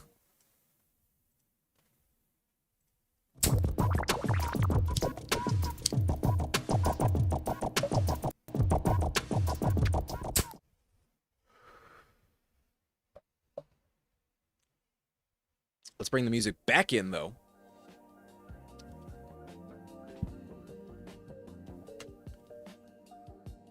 I believe that is the correct level I want the music at. Let me know if it's too loud. I think it's a good volume there. But obviously in Bo Nix and Mahomes, so slept on in fantasy this season. AFC West going to be insane. I will say the only thing about Mahomes that does scare me, he's not going to run anywhere near as much probably as he did last year coming off the ACL with Walker coming in. But Walker messed up his foot. Maybe he's just forced to. Mahomes has been consistently a top 12, top 11 quarterback, and that is where he's being drafted. So if he falls in the 100s, definitely take him. Definitely a good value in the 100s. But Aaron saying I'm not in on Parker Washington at all this year. Some folks are. Some folks are. Jacoby Myers goes 127, but my team I don't think needs receiver. I think Chris is taking Tyler Shuck, but if he doesn't, I'll scoop him up. He does, as expected. He did not have a quarterback yet. I could bring in Keaton Mitchell if I felt desperate, but I don't. Rankings-wise, I have Goddard here, but I think I'll go Likely first. I think I can get Likely on the way back. I don't like the running backs in this range of the draft, and I already have 5 solid receivers, so I will take Isaiah Likely with the hopes of getting Goddard around the turn. Game Tight's in front of me, so is Hatred, and they might just scoop him up, but no team has Jalen Hurts, and I'm not exactly convinced what will happen, but Likely has upside for sure.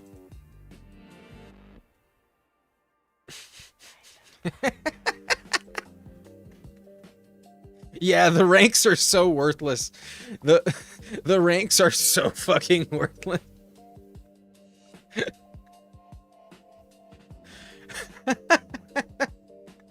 I've been meaning to get rid of them for a while, but hey man, it is what it is. It is what it is, but yeah, you can get Trey Harris and QJ together. Trey Harris will be the number 2 receiver. QJ the number 3, but I'm just trolling you, Pepper Tony. QJ is a fine pick. I had Ladd though, and I was not gonna want to get sniped on a double stack. I'd rather push and risk not getting the QJ pick as opposed to forcing it and missing out. So we took Herbert first. I think you should have always been taking Herbert first. But Daniel Jones on this team again. I have Josh down, so is justified. And maybe it's a Keenan Allen team as well. But getting our QB2 in the 12th round. Now that Cam Ward is not valuable anymore, let's just lock it up. It stacks up. So let's just take it.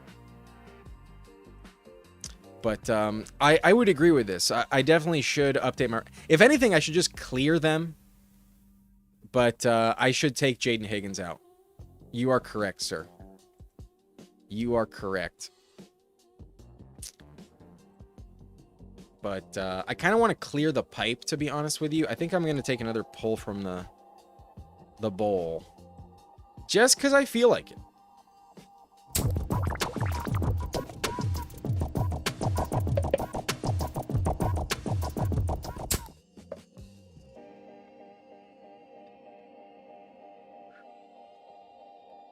All right. We are flying now. Jessam says, at the 2-3 turn, assuming I got Bijan, which two are you taking? Neighbors, Rashee Rice, Javonte, Devontae Smith, Flowers, or Jacobs? At the 2-3 turn, you got Bijan. Which two am I taking? I am grabbing Neighbors 100%. And then if you want to take Zay Flowers, I think you can. I am definitely staying at receiver. And if I'm trusting my rankings, I'm going Rashee Rice. But if he's not your cup of tea, I think Zay Flowers would be the pivot. Neighbors first. And then I think I would go Rashee Rice. But the Chargers fan in me thinks he's a bit more of a value in full PPR. But historically, he's been a better touchdown bet than Flowers. I think if you want the safe play, go Zay Flowers. If you want the upside play, I think it's Rashee Rice. Rashee Rice has put up top 5 per game numbers year over year with Mahomes when he's healthy, but he's also missed a lot of games. He's consistently gotten hurt, and he already is kind of banged up off the knee injury. So floor, just lock it in. You know what you're going to get. I would take Zay Flowers second over Rashee Rice. It's very close, though, and it might be wrong. It might be better. I'm actually going to go Charbonnet first. I almost took Keenan Allen there, but I want another running back play, and I still kind of worry that maybe down the stretch Saquon does miss some time. So we'll get some touchdowns out of Travion and Kyle Monangai, but down the stretch, we actually have someone that can be a valuable floor play every week. Zach Charbonnet will also score touchdowns, and he will help this team. I think I can stop with 5. With Cook, Saquon, Travion, Kyle Monangai, and Zach Charbonnet, I think we'll be all right. Receiver is pretty deep, so even though Keenan Allen would have stacked and been a good pick there, I don't think it was that necessary. I think getting another running back before the massive cliff is also just a strong move.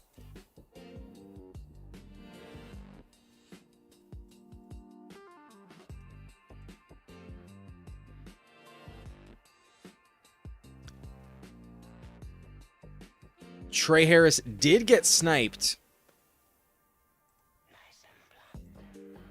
but Cyrus Allen has some very good high upside.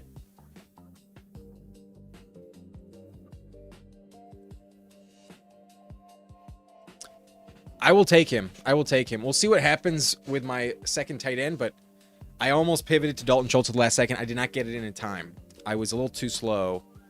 I didn't know what the best pick there was because I was going to take Schultz at the last second, but then I saw that Okonkwo had fallen, and if this lobby is that negligent on tight ends, if they really don't want them, then maybe I still get a good value around the turn.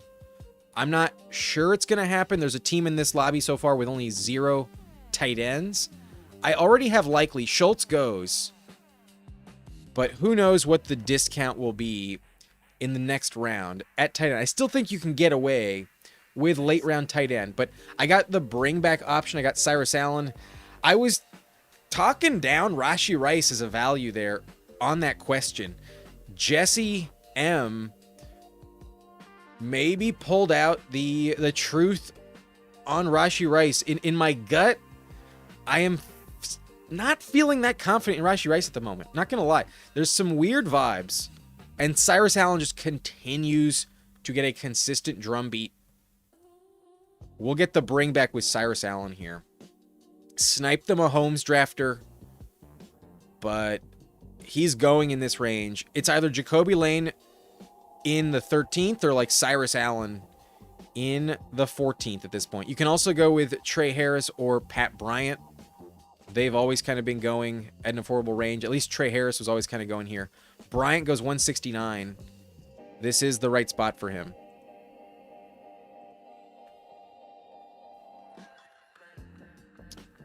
But don't green out. I think we're done at running back. I don't think you're going to see another green pick from my team.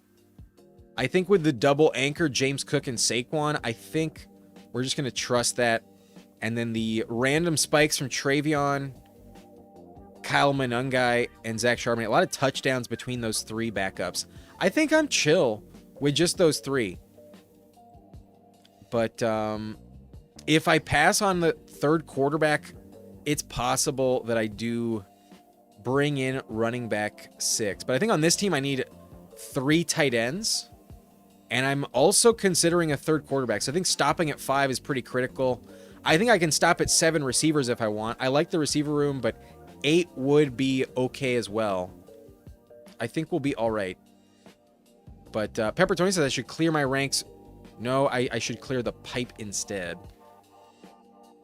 That is a valid take there. Kalen Black goes. So an elite handcuff. Not available. Definitely helps the argument to just pass on tight end. But damn, it would have been nice to get T. Ferg. There was a big run on tight end. I may have made the wrong choice going Cyrus Allen there, given what happened. I've been warming up to the price on Kenyon Sadiq, but I also think I just need a third quarterback. I'm going to go Fernando Mendoza first, one of the last valuable options. And now that Cam Ward feels like such a bad pick, I think Mendoza becomes more valuable. He just goes so late. Even unstacked, I'm okay with it. And we can randomly mix in a Michael Mayer if we so choose. I could just get very different at tight end in the last 2 rounds. But I think I should take a tight end here. I think odds are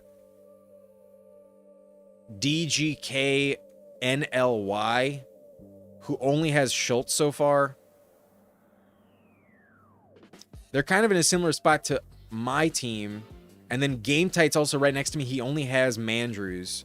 So it's kind of a weird, shaky lobby at tight end.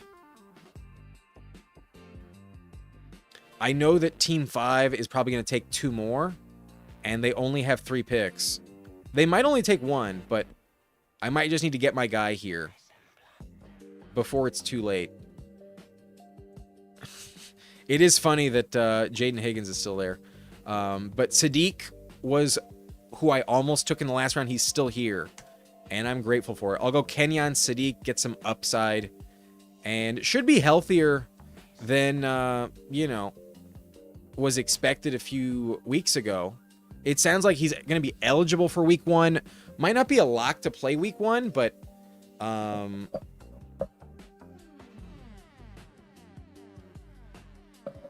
think Kenyon Sadiq offers the most talent and upside among the tight ends remaining. Otherwise, you're just trying to get the right guy to blow up on the right random offense, but typically it's just not easy to find that reliably.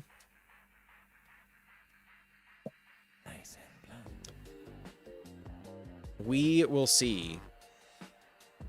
But I definitely needed a tight end there. Gadsden goes 189. There's also another team with only one tight end, but that team has Loveland. So I'm not as worried about Team 3 with Colston Loveland.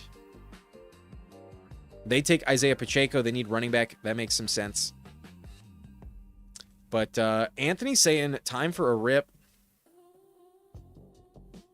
You know what, Anthony? There's one hit left in the pipe. Let's clear it. For you, Anthony. Let's clear it.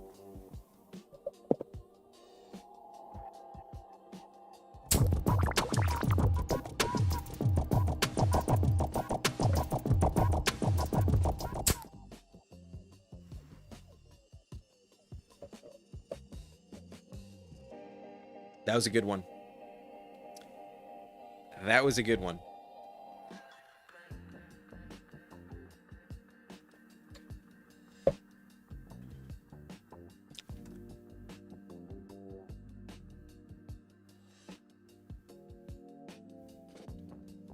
I think this team is pretty good. But I could have removed Jaden Higgins from the ranks in the time it took to do that. Yeah, but then I have to refresh everything. Let's do it after this. Let's see it one last time. Let's see it 2 more times. We have 2 picks left. Let's see it twice more, just to savor it before it's gone, right? This time last year, I was always taking Jaden Higgins. This time last year, I was spam clicking Jaden Higgins. He started off as a pretty low-owned piece of mine, and then he ended up as one of my most drafted receivers, if not the most. It was kind of wild, the trip I went on with Jaden Higgins. But here, I will bring in David Njoku. I'm just going to take him here. I kind of don't really care who my 7th receiver is, because I like my receiver room quite a bit. So I'll just bring in Njoku. And if anything, I'm kind of tempted to take like Brennan Thompson. I'm kind of tempted to do that.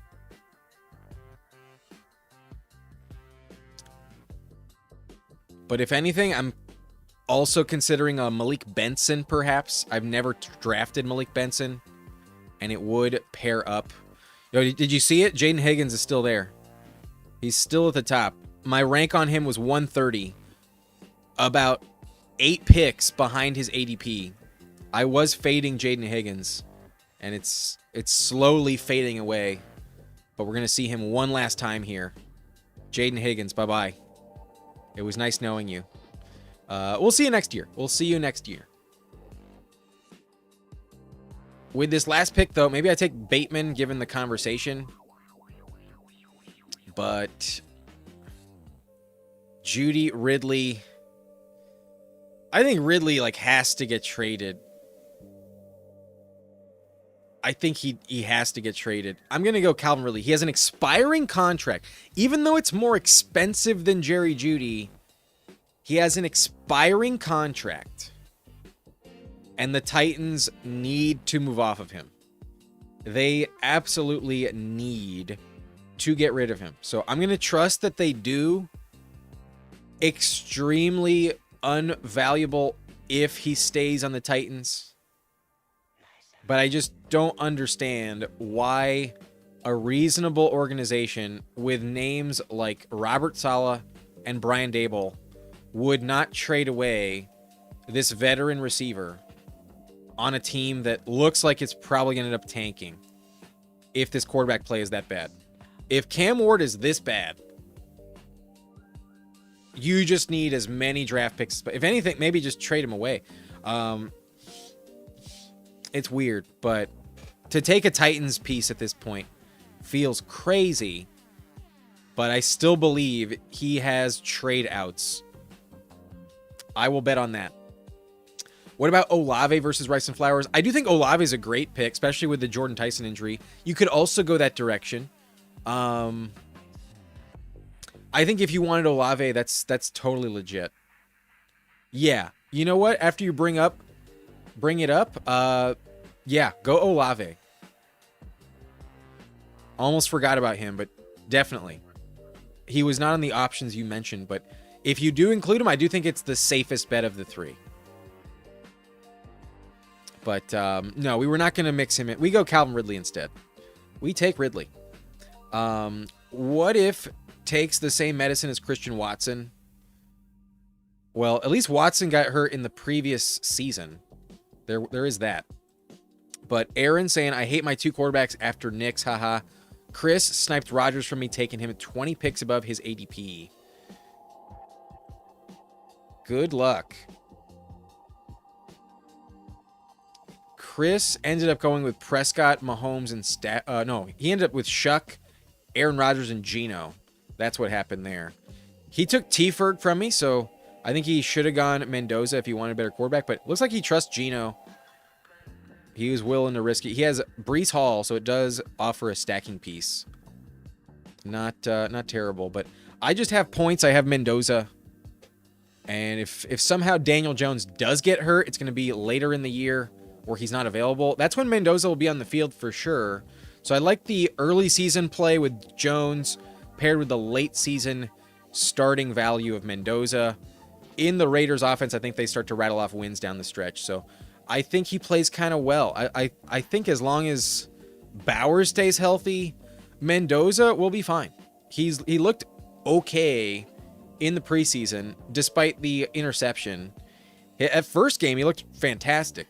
But it's the preseason. I think just knowing he's going to be on the field, I think is a nice pick there.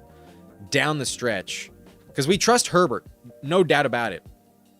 But if you told me there was a random game where Herbert hands it off for like 3 rushing touchdowns and doesn't have a elite performance, I do think Jones and Mendoza offer like the upside to compensate for that. It's not going to happen too often, but I trust in Justin Herbert.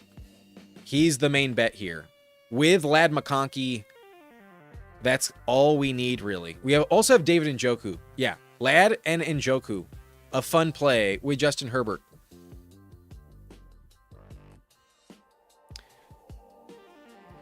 In total, the team has Herbert, Jones, and Mendoza, James Cook, Saquon, Travion, Monungai, and Charbonnet. There is some risk with the running back room, but they're all really talented, and the double elite anchor should carry me to where I need to go. As long as Cook and Saquon are healthy, I should be fine with those two. Ladd, Egbuka, DJ Moore, Addison, and Downs at 105. I think that helps me out a lot. And then Cyrus Allen and Calvin Ridley. Receiver room feels good, especially if Ridley does get traded. Receiver room feels good. Tight end room has likely Kenyon Sadiq and David Njoku. Odd, but very high upside. If I'm right on these 3, watch out. But I could also see these 3 just not hit very often.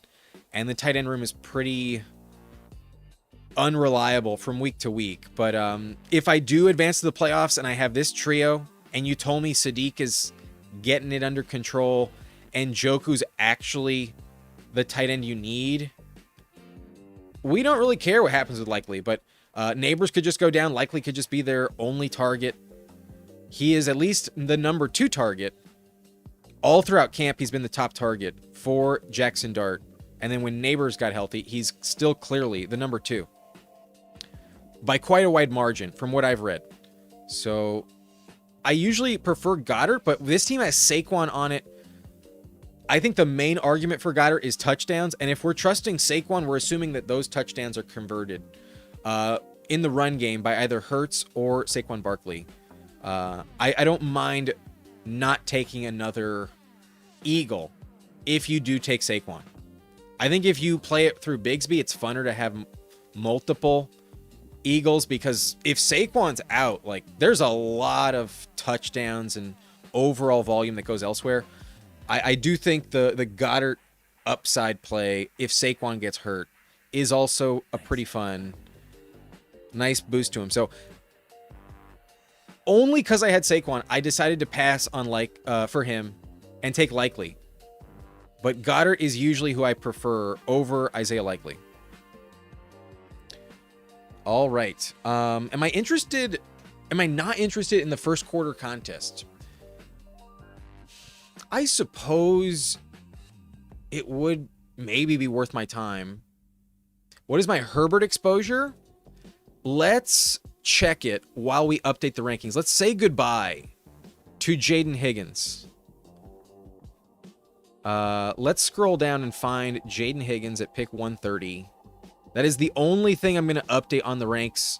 I kind of like the misdirect by not updating the ranks. If people are going to look at it, I haven't updated these in well over a month. It's up here. It's not over here. That's why Higgins is still there. I had him behind Rashid Shaheed, behind Jalen Coker. I was not taking him very much. I had him behind Goddard and Andrews. I was a bit higher on previously, but I was low on him. I was definitely low on Jaden Higgins at 130. So let's get rid of him. It was fun. Bye-bye. He is gone. Hopefully Peppertoni is happy. Hopefully he's okay with that. But let's take a look. In the 2026 season, I've drafted 302 teams, and my exposure on quarterback is 22.8. I have 69 shares of Justin Herbert. What a time to ask. Nice. Very nice. 22.8% Justin Herbert. We believe in Herbert this year. All right, last draft of the evening. I think we stick in the puppy, but I'll ask you guys. I'll put it up to the audience, actually. The Frenchie sprint is actually about to fill. That's a 6-man draft, though. So that's a much different type of concept. I kind of want to do one of those, but I think we'll stick on Underdog tonight. But it looks like there's 2 more for a Drafters main event. But that's only in... You want to know how many teams there actually are? There's 5 in the full PPR. There's 6 in the Badge Bros Brawl. There's 9 in the Frenchie Sprint, the first one, not in this one. There's 302 teams in the regular season. There's 1 weekly winners. There's 34 Superflex teams. There's 26 in the Eliminator. And 183 in the pre-draft. The 183 in the pre-draft, I think that's a bit more of the sicko mode.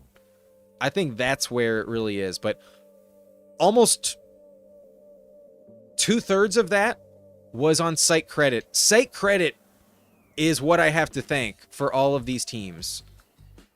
Site credit makes up almost half, if not a little more. I would say about 60% of the overall budget has been on site credit.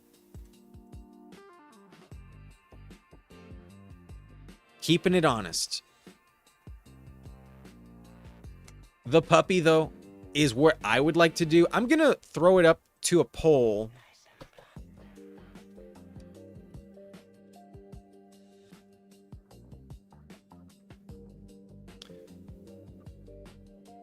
Puppy.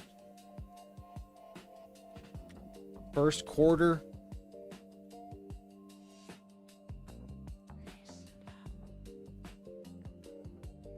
I think those are the 2 most interesting. The field general is just a much different mindset. And at least I want to be closer to the BBM ADP. But those are the 2 options. I don't think I'm going to offer the Frenchie Sprint just because it's a 6-man draft. I'll leave that one alone. Either the first quarter or the puppy. I'm dropping the poll right now. Whoops. I added an extra option. Never mind. Okay, we'll throw in the field general. I made a mistake. I hit the wrong button. And I can't get rid of this 3rd option now. So let's send it. I will offer the field general. How about that? But Aaron says Saquon scares me this year. I've been mostly dodging him. I have 2. Let me show you the Eagles exposure. Tank Bigsby is my most drafted running back at 26.8%. I've taken 81 shares of Tank Bigsby throughout 300 teams. Goddard, I've taken 53 times. I have him at 17.5%. Wicks, I have right at 8.3%. Devontae Smith, we have at 7.9%. Hurts at 7.3%. Interesting. Saquon has actually fallen back down to 6.6. I kind of like that. I got him up to 9.1, and then I've just continued to draft. And other than that last one, we don't take him too much. And when you look at entry fees, I think that also speaks to a lack of commitment to him. I have so much Bigsby, and if that never works out, I don't want to have zero Saquon, but I've definitely invested a lot more in Bigsby.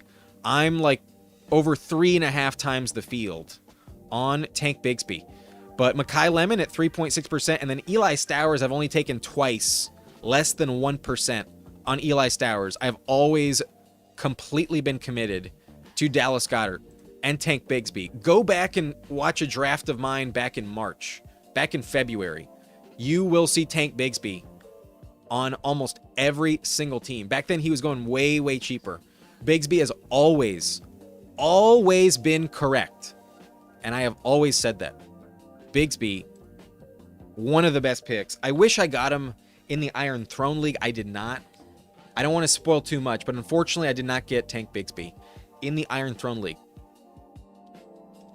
All right, let's check on the poll. We have 17 votes in the poll, and it looks like a pretty resounding, hard to catch up type of lead. With 3 options, it looks like it was probably never going to be the first quarter. That is trailing. The field general got 29% of the votes, but with 53%, more than half, it looks like it's a lock. We are drafting back in the puppy. That's kind of what I assumed, but at least throw it out there. The market decides, and y'all voted in the poll. More than half of them, more than half of the votes were for the puppy. So we will hit the puppy. And we will be drafting in about 15 seconds. I would recommend hitting the button closer to Jaden Daniels than Brett Favre. Whoops, that's the wrong one. Sorry. Nice and blunt, torch up, nice and blunt, burn up, nice and blunt, rank up, inhale, exhale, points rail, nice and blunt, torch up, nice and blunt, burn up, nice and blunt, victor, inhale, exhale, points rail. 3 spots remaining. There are some spots to claim. And I hope I did not rug pull anyone. I genuinely did not intend to hit that button. We hit the wrong drop. So apologize on that one. There may be a pre-fill. My bad. But I've tried DFS. Don't want to overstay my welcome. I've tried though. What's up, Hetzer? How we doing? Pepper Tony says 10% is for me for the Dalmatians. Yeah, we have 3 Dalmatian teams, and 2 of them were on Pepper Tony. I spent the other one. We had a 2-to-1 ratio on the Dalmatian drafts. I was forgetting the name of the contest, even though it's right here in your comment. Yeah, we drafted 3 Dalmatians. We liked our 3rd one the most, but Pepper Tony voted for Field General just to troll. It did not win. We are back in the puppy tonight, but yeah, you have to factor that in. It's part of the Christian McCaffrey equation. It's also part of the Saquon equation. It's definitely relevant. Will it happen?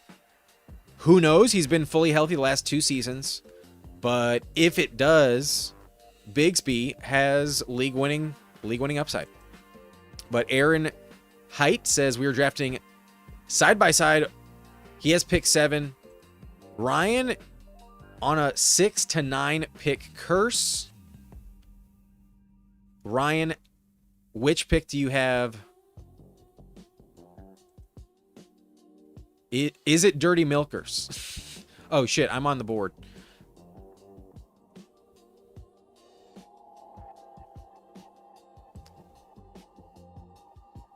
I will go Amon-Ra. I will take Amon-Ra.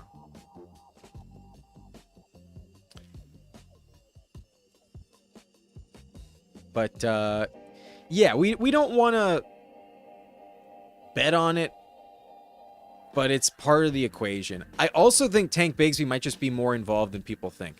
I also think when he was going in round 18, round 17, and 16, that he was just a very valuable pick. But we have drafted contingent plays for a very long time at a much higher cost. Look at Keaton Mitchell. That's where a lot of these handcuffs arguably should be going. In the event that you have to get them off the waiver wire, they're very good picks. But Ryan is Dirty Milkers. Gotcha. I had a feeling, because I know that Chad is at pick 10. John Tara is definitely at pick 8. And then Hatred, Aaron has pick 7. So that was the only other option. You go James Cook, not bad. Montano's in this draft. He is a member. He gets a team review. He took Gibbs. Gopri is also a member. He took Bijan. Spencer had pick 3. He took Jamar Chase. Matt Beer took Puka Nakua. Furbalicious took JSN. I took Amon-Ra. And then Hatred took Taylor. Jontara CMC. Dirty Milkers took James Cook. Underdog Anonymous took Lamb and then Chase Brown. Game Tight has Jefferson and Achan. And then Blue for Life goes Saquon Barkley, Kenneth Walker. But Infinite Imagination, I'm at the 104. Matt Beer is in the house. Genty almost makes it back, but I trust Derrick Henry. We still got Derrick Henry. All is good. You fools. You let me have Derrick Henry at pick 19. You fools. I think at this point, I'd rather have Henry than Genty. Right now, I think I'd rather have that. Getting the Taylor-Genty combo, though, is just different. So I also understand it. You would have been stuck with a Week 13 bye regardless of Genty versus Henry. So to pair that up with Taylor is irrelevant. You just like Genty more. So not afraid of the ankle sprain. Let's pray that it's a big low ankle sprain. If it's a high ankle sprain, could be problematic. But I think he'll be fine by like week 5. I think 6 weeks from now, he will be fine. If he sits out all the first 4 games, that might actually be the best case scenario. We want him 100%. So if he comes back too soon and re-aggravates it or just never lives up to his true potential, that I think is a concern, but not enough to full fade him. At the moment, though, I am taking Derrick Henry over Genty, but I totally understand just getting the different combination. You may have never had a Taylor-Genty team ever before. But Aaron is just a Raiders fan. I appreciate it, though. I am very happy to get Henry. It would have been interesting to have an Amon-Ra Genty team, but it feels more dicey at the moment.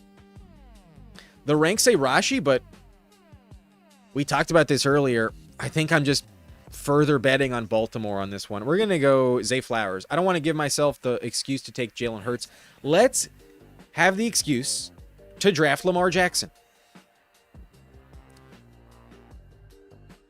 It's been a while, I think, since we've taken Lamar on the stream. We tried to push him in the 5th round with Pepper Tony. That probably wasn't the play.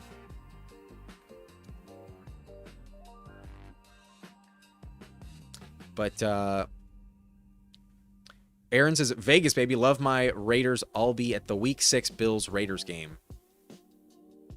That should be fun. That should be a fun one. Genty hopefully will be healthy by Week 6. I think that's a safe bet. So that one should be lit. The Bills' run defense is bad. And any Bills game is going to go off. Is that in Vegas? I would assume it is in Vegas by the sound of your comment. Bills play really well in like dome games too. Sometimes they play kind of down to competition though. Sometimes that happens. But I'm going to end the poll because I don't want anyone that comes in new to think we're drafting another one. This is our third draft. We are just over the 2-hour mark, literally just hit it. 2 hours and 12 seconds from what OBS is telling me. So appreciate everyone for joining at 11:15 p.m. Pacific time. Y'all are watching this best ball draft in the puppy. A lot of y'all are in here, and I appreciate all the support. If you're enjoying this draft, hit that like button for me. Subscribe to the channel for content. All throughout the season, we're helping you set your lineup and weekly rankings videos, matchup details, waiver wire picks, and also injury updates. Look out for my injury updates video late on Friday or on Saturday. Brees is here at 43. I'll take Brees this late. I'm also taking a week 13 bye. Maybe that's the reason why Hatred passed. He would have had 3 week 13 buys. But like him, I only have 2, and the discount on Brees Hall, I'll scoop that up at 43. We passed on him at 30 and got him to come back. That's the best price I've seen on Brees Hall. And this is where I think he's always supposed to have been going.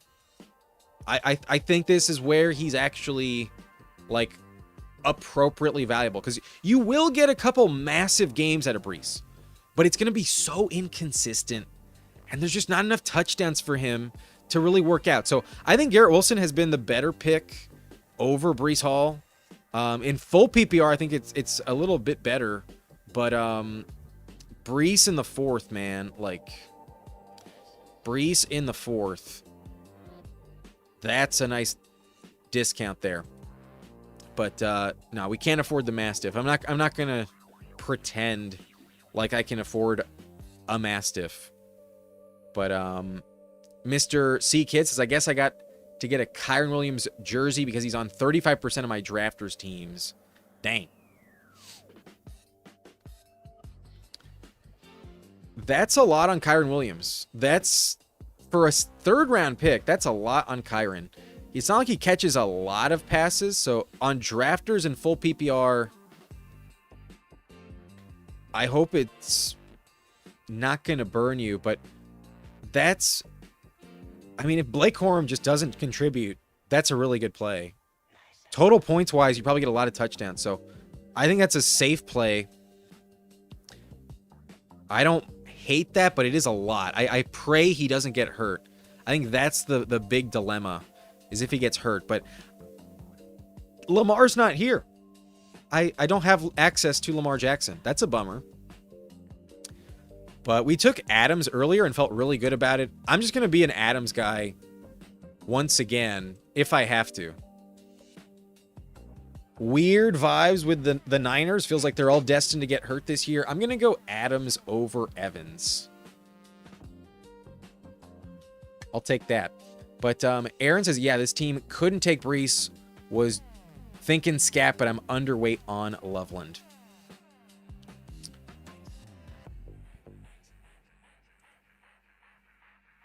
If you're low on Loveland, you should probably catch up. I think that's not a player you want to fade. So at least be at the market. I would like to be overweight if I can. I'm forgetting what my exposure is on Loveland, but we can check it. Sorry for blinding you. I didn't expect that to be a white screen there. But now I want to know. Shit, I only have 7% as well. I feel like I have more in the pre-draft, but that... Yeah, once I thought about it, I was like, it has been a while since I've taken him. It has been a minute. But, yeah, I apologize for that. That was not intentional, Anthony. Not intentional. But I did notice that, Jeffrey. I think we'll be drafting there on Thursday. But to prep for Best Ball Jeopardy, I've been... wanting to remain in the half PPR mindset just for tonight and tomorrow. But on Thursday, we'll give away another ticket. I think we can give another one away on Friday, probably. And overall, we still have 4 tickets to give away. But I am definitely Drake May here. Even without the stack, I'm definitely Drake May. And right now, Romeo Dobbs looks like an even better pick, so I might get him a bit later.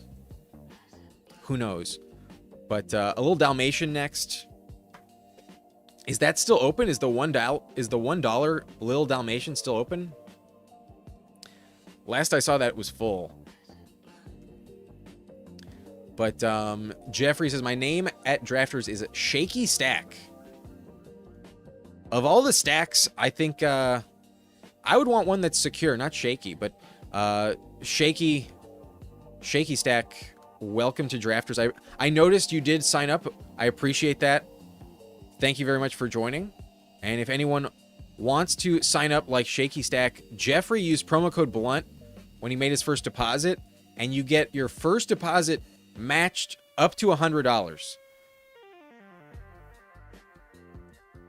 But Infinite Imagination says, listen, if Lamar falls to me at the 5th, I got to take him. A lot of times he falls further than that. I respect it, though. It's a good pick, but quarterback did not go off the board here at the 6-7 turn. On this team, I don't have the excuse to take Justin Herbert, so I'm not going to do that. We missed out on Lamar. I can take Goff, but I don't think I want to take Stafford because it's the same bye week as Drake May. And when I have Drake May, I usually like to stop with just 2. So I would have totally taken Jaden Daniels had he been there. Really good play from the folks on this turn, getting nice discounts on very good picks. So I'm not going to double up on QB. I don't think I have a reason to. I'm just going to take Rico Dowdle. And the running back market's been getting tighter. I trust Rico, so I'll take him at 78. But Jesse says that was my nickname in high school. Shaky. Shaky's AC. Have y'all ever been to Shakey's? This may be like a Southern California thing, but there's a restaurant that's still open. It's called Shakey's, and they have an arcade in the restaurant. It's like, it's a fun time if you're a kid. But Montano says, Fanatics leaked my throne team. Hampton, Brown, Higgins, Swift. That's how the first 4 rounds did go. I took Hampton over Jonathan Taylor in the Iron Throne. But yeah, the little Dalmatians are definitely done at the moment. I'd be surprised if they drop another one. I'd be surprised.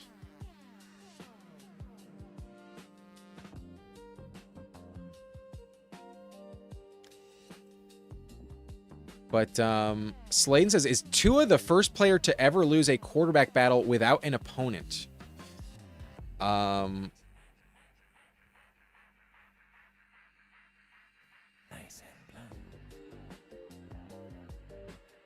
Did he already lose the quarterback battle? I'm kind of not sure. I mean, I know he looked like shit in the preseason, but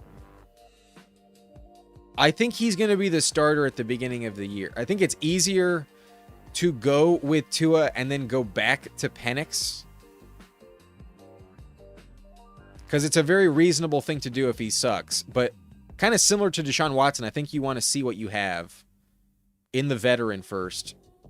You can always go to the younger guy who just needs a little bit more time and practice to get some reps. I'll go Laporta here, and then maybe we get sniped on Goff. But even if we do, I think this is just a good pick here. I think having Laporta at 91 is pretty solid. Tyler Warren went 60. Tucker Kraft went at 64 in this draft. So the tight ends were a little bit more coveted. I did get sniped on Loveland, but I got Breece Hall instead. Trey McBride went 25. So who knows, but I still like to mix in Laporta. The plan is that I get Goff. But get your guys, says Montano. Definitely, this is the time of year to do that. I don't know what you're referring to, Shamrock. Not quite sure, but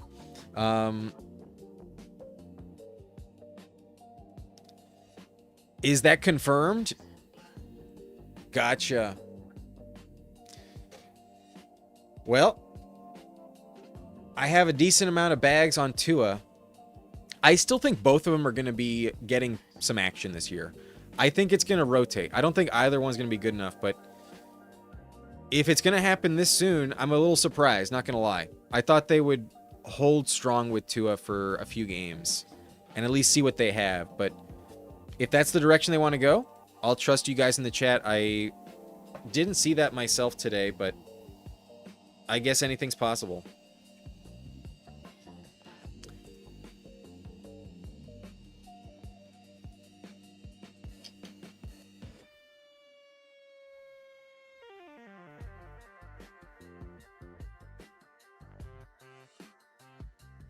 I think he might make it back, but I'm just going to lock it up now. I think Romeo Doubs is a really good pick right now, and I need some stacking partner with Drake May. I probably don't get Goff because the JMO drafter, John Tara, probably takes him. That's probably what happened. But he goes Purdy instead. He goes Purdy first. Who knows? He has CMC. He took Brock Purdy. But locking up Romeo Doubs, I think there's a likelihood I get sniped on receiver. And I do think I need some depth before it gets too late. So to have Doubs and push Jared Goff, they both go around the same pick. Doubs has an ADP of 119. Meanwhile, Jared Goff has an ADP of 111. They're both in the same round. So I might need to get lucky.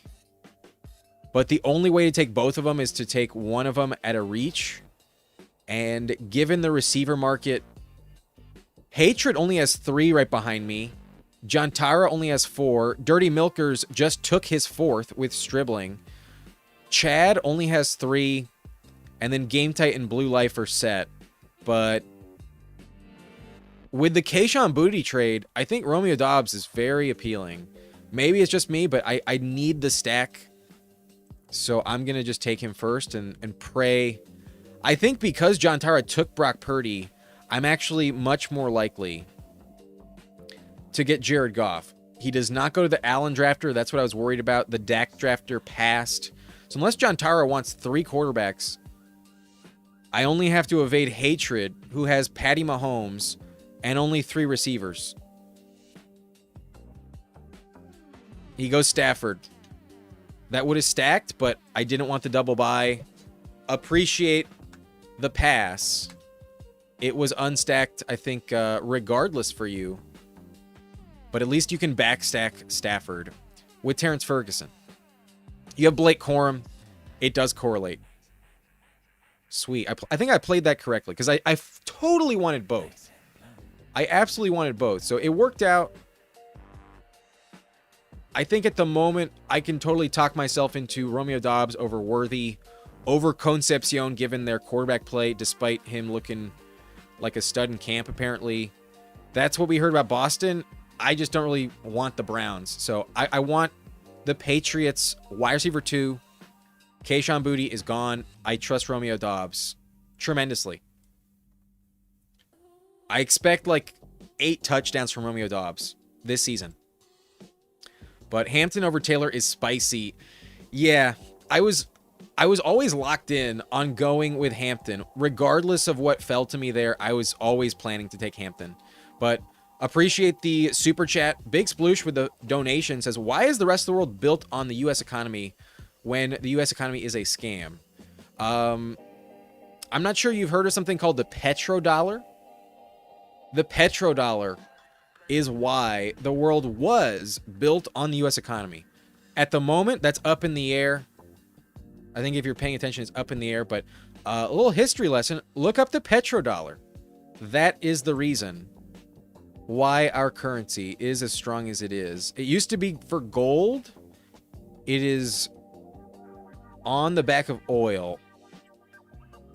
That is the answer you are looking for.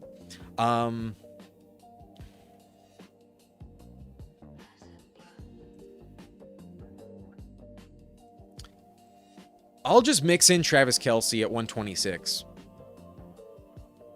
I'm fine with that. with Laporta and Kelsey, I think I can stop there. I have a lot of Hunter Henry teams, and although I think he's still a good pick, I don't know if I'm dying to have another one. So a little fall on Kelsey. I think he's definitely a more valuable selection than Likely and Andrews. Kincaid went early in this draft at 112. Kittle also went early in this draft. He went 99. So some teams are just getting their guys at tight end. And Kelsey fell a little bit. Sorry to Hatred. I'm sure he was upset that I sniped him on that. It was at kind of the last second. Travis Kelsey, I think, is a good pick here at 126. So sorry, but I will take him. Shakey's Pizza. Awesome when you were a kid. Back in the early 2000s, late 90s, Shakey's Pizza was my jam. But Best Ball on Call says this is a master of which one is actually in the lineup week 17. It's a matter. Okay, I was like, what do you mean? Yeah. Week 17 will always decide it. But I like May in possibly a shootout against the Broncos. Even though the defenses are tough there, I still think that game could be really high scoring.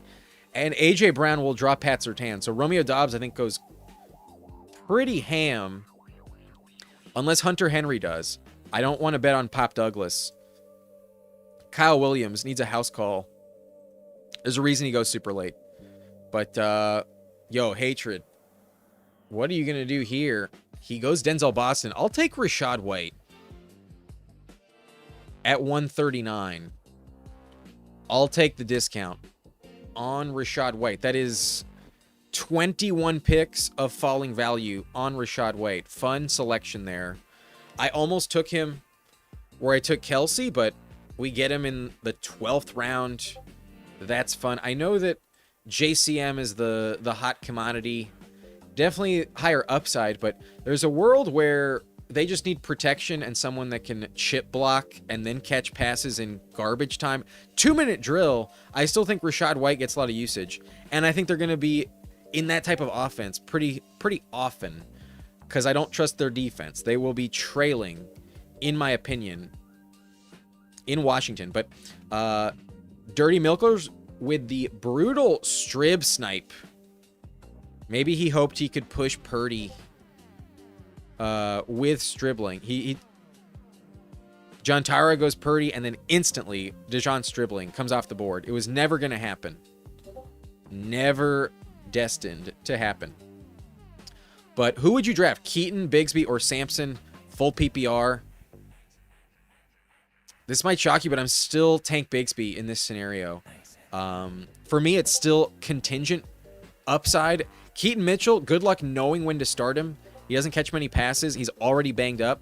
Tank Bigsby, I think, is the most valuable handcuff there is. And even when Sampson is stepping onto the field, he was terrible last season. He's shown some PPR production. Bigsby has not, but I'd rather just bet on the Eagles' O-line. Yo, why is Jaden Higgins still here? I thought we got rid of him. That's weird. He's still here. Fucking clinger. Speaking of which, I'm just going to take Tank Bigsby right now. Speaking of him, I will take that as a sign. Tank Bigsby, come on down. I think Tank Bigsby's the best one of the bunch. But I'm a biased source. I have always been Tank Bigsby. But Marquee Sports says, first time viewer, good stuff, brother. Appreciate that, man. Thank you for subscribing. Hope you're doing well. Hope you're maybe taking some things away from this draft for your home league. The way I set this up was a balanced approach. We went receiver, running back, receiver, running back, receiver, quarterback, specifically Drake May, running back 3 in the 7th. We just bet on Rico Dowdle because I really trust him. Sam Laporta to set up a Jared Goff stack. We get it in the 10th round, but we don't fuck around with our Drake May combo. We got Romeo Dobbs at 102 after the Kayshon Boutte trade. I like all of the Patriots receivers a little bit more. There's not that many when you remove Kayshon Boutte because Mac Hollins might be more productive than Pop Douglas. Kyle Williams might have a breakout, but do you know what I am trusting 100%. It's the fact that they just paid Romeo Dobbs, even though they traded for A.J. Brown. They also got rid of Stephon Diggs. They completely revamped the receiver room. Romeo Dobbs is a true professional. He's going to come in handy, stacked up. I think he's even more valuable than his ADP. But Aaron did not have any Lions, so I was safe there. Yeah, you invested in the Stafford Corum stack. You just got sniped on Terrence Ferguson, though. You took Marshawn Lloyd instead. I had a feeling you might go Terrence Ferguson. But you took Lloyd in the 13th. Did not get T-Ferg in the 14th. But at least you have Blake Corum. At least there is something correlated. But Bryce Young comes off the board. I think I just need receiver at this point. Kind of a discount on Naylor. But I don't really trust him at all. I'm just going to bring in Cyrus Allen. He's not on my rankings. But I will take him here. At 163. Right at ADP. We also have Travis Kelce. So what if we're just fading Rashee Rice on this team? That's the argument. The Mahomes drafter passed on him. He took Bryce Young instead. The stack with Cyrus Allen might have been nice. But you do have Rashee Rice. You do have Rashee. So why fade that? But Ryan telling me to chill. At this point of the year, we play with a controlled rage and passion. At this time of year, we go balls to the wall.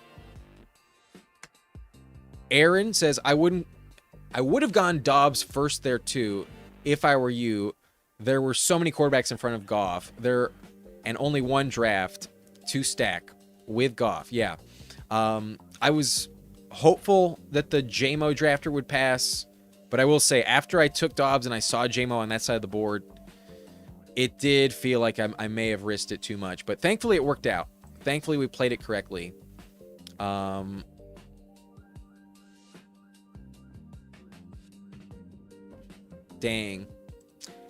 I guess I'm just Jawan Jennings.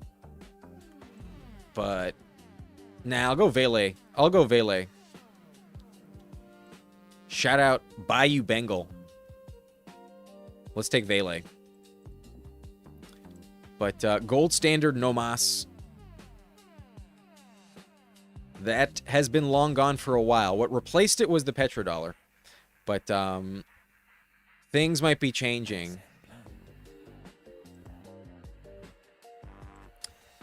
But gotcha. Aaron says I wasn't taking Kelce. You're good. I have Rice. I needed a fourth receiver over my second tight end. I like Coker a lot. Yeah, your team was thin on receiver. You have Rashee Rice, Mike Evans, and Mekhi Lemon. And then Jalen Coker, Denzel Boston. Definitely more of a position of need. You also had Loveland. Totally fair to not want Kelce at that spot. But I like him in the mid to late 11th. Past ADP, I think he's a good price. But don't see the difference between Stroud and Daniels. I mean, that is really, really low on Jaden Daniels. That I cannot endorse. Stroud is way, way worse. But I just got a Chase, Genty, Olave, J-Love draft. That's pretty fun. J-Love in the 4th. Damn. DK with some good prices there. But in terms of their career trajectory, it's possible that Jaden Daniels is the new CJ Stroud, but in terms of fantasy production, I definitely prefer Daniels with the rushing points. But last year, he wasn't as good as people thought. When active, Jaden Daniels only averaged like 17.1 points per game. He wasn't very productive, but obviously injuries were a big factor.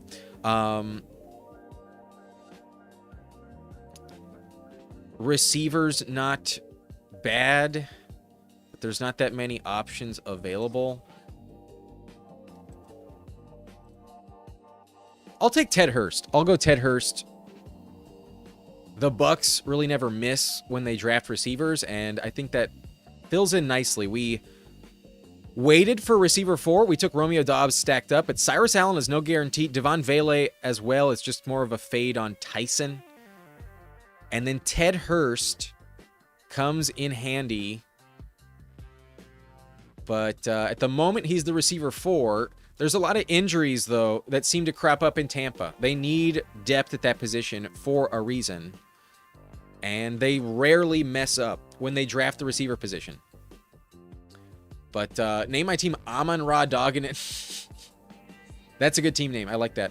Always take the skill player and push the quarterback. Sometimes.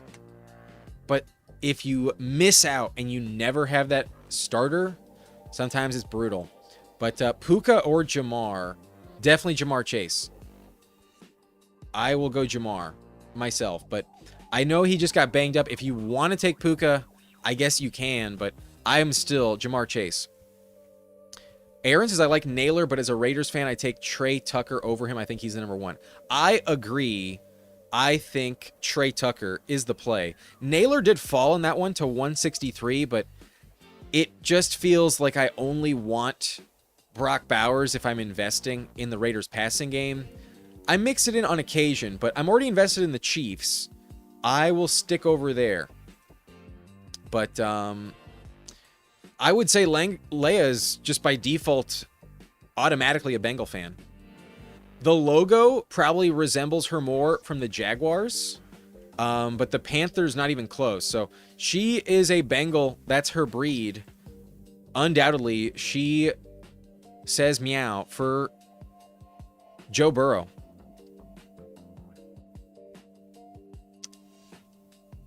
Dang. Kind of a tough spot here. I will just mix in Ray Davis. I think I can afford it. We only take 2 quarterbacks on this team. Probably only take 2 tight ends also with Laporte and Kelsey. I think I can get away with just that. So give me one more running back, Ray Davis, an elite upside handcuff. And then at receiver, we got Amon-Ra, Zay Flowers, Devontae Adams, Romeo Dobbs, Cyrus Allen, Devon Vele, and Ted Hurst.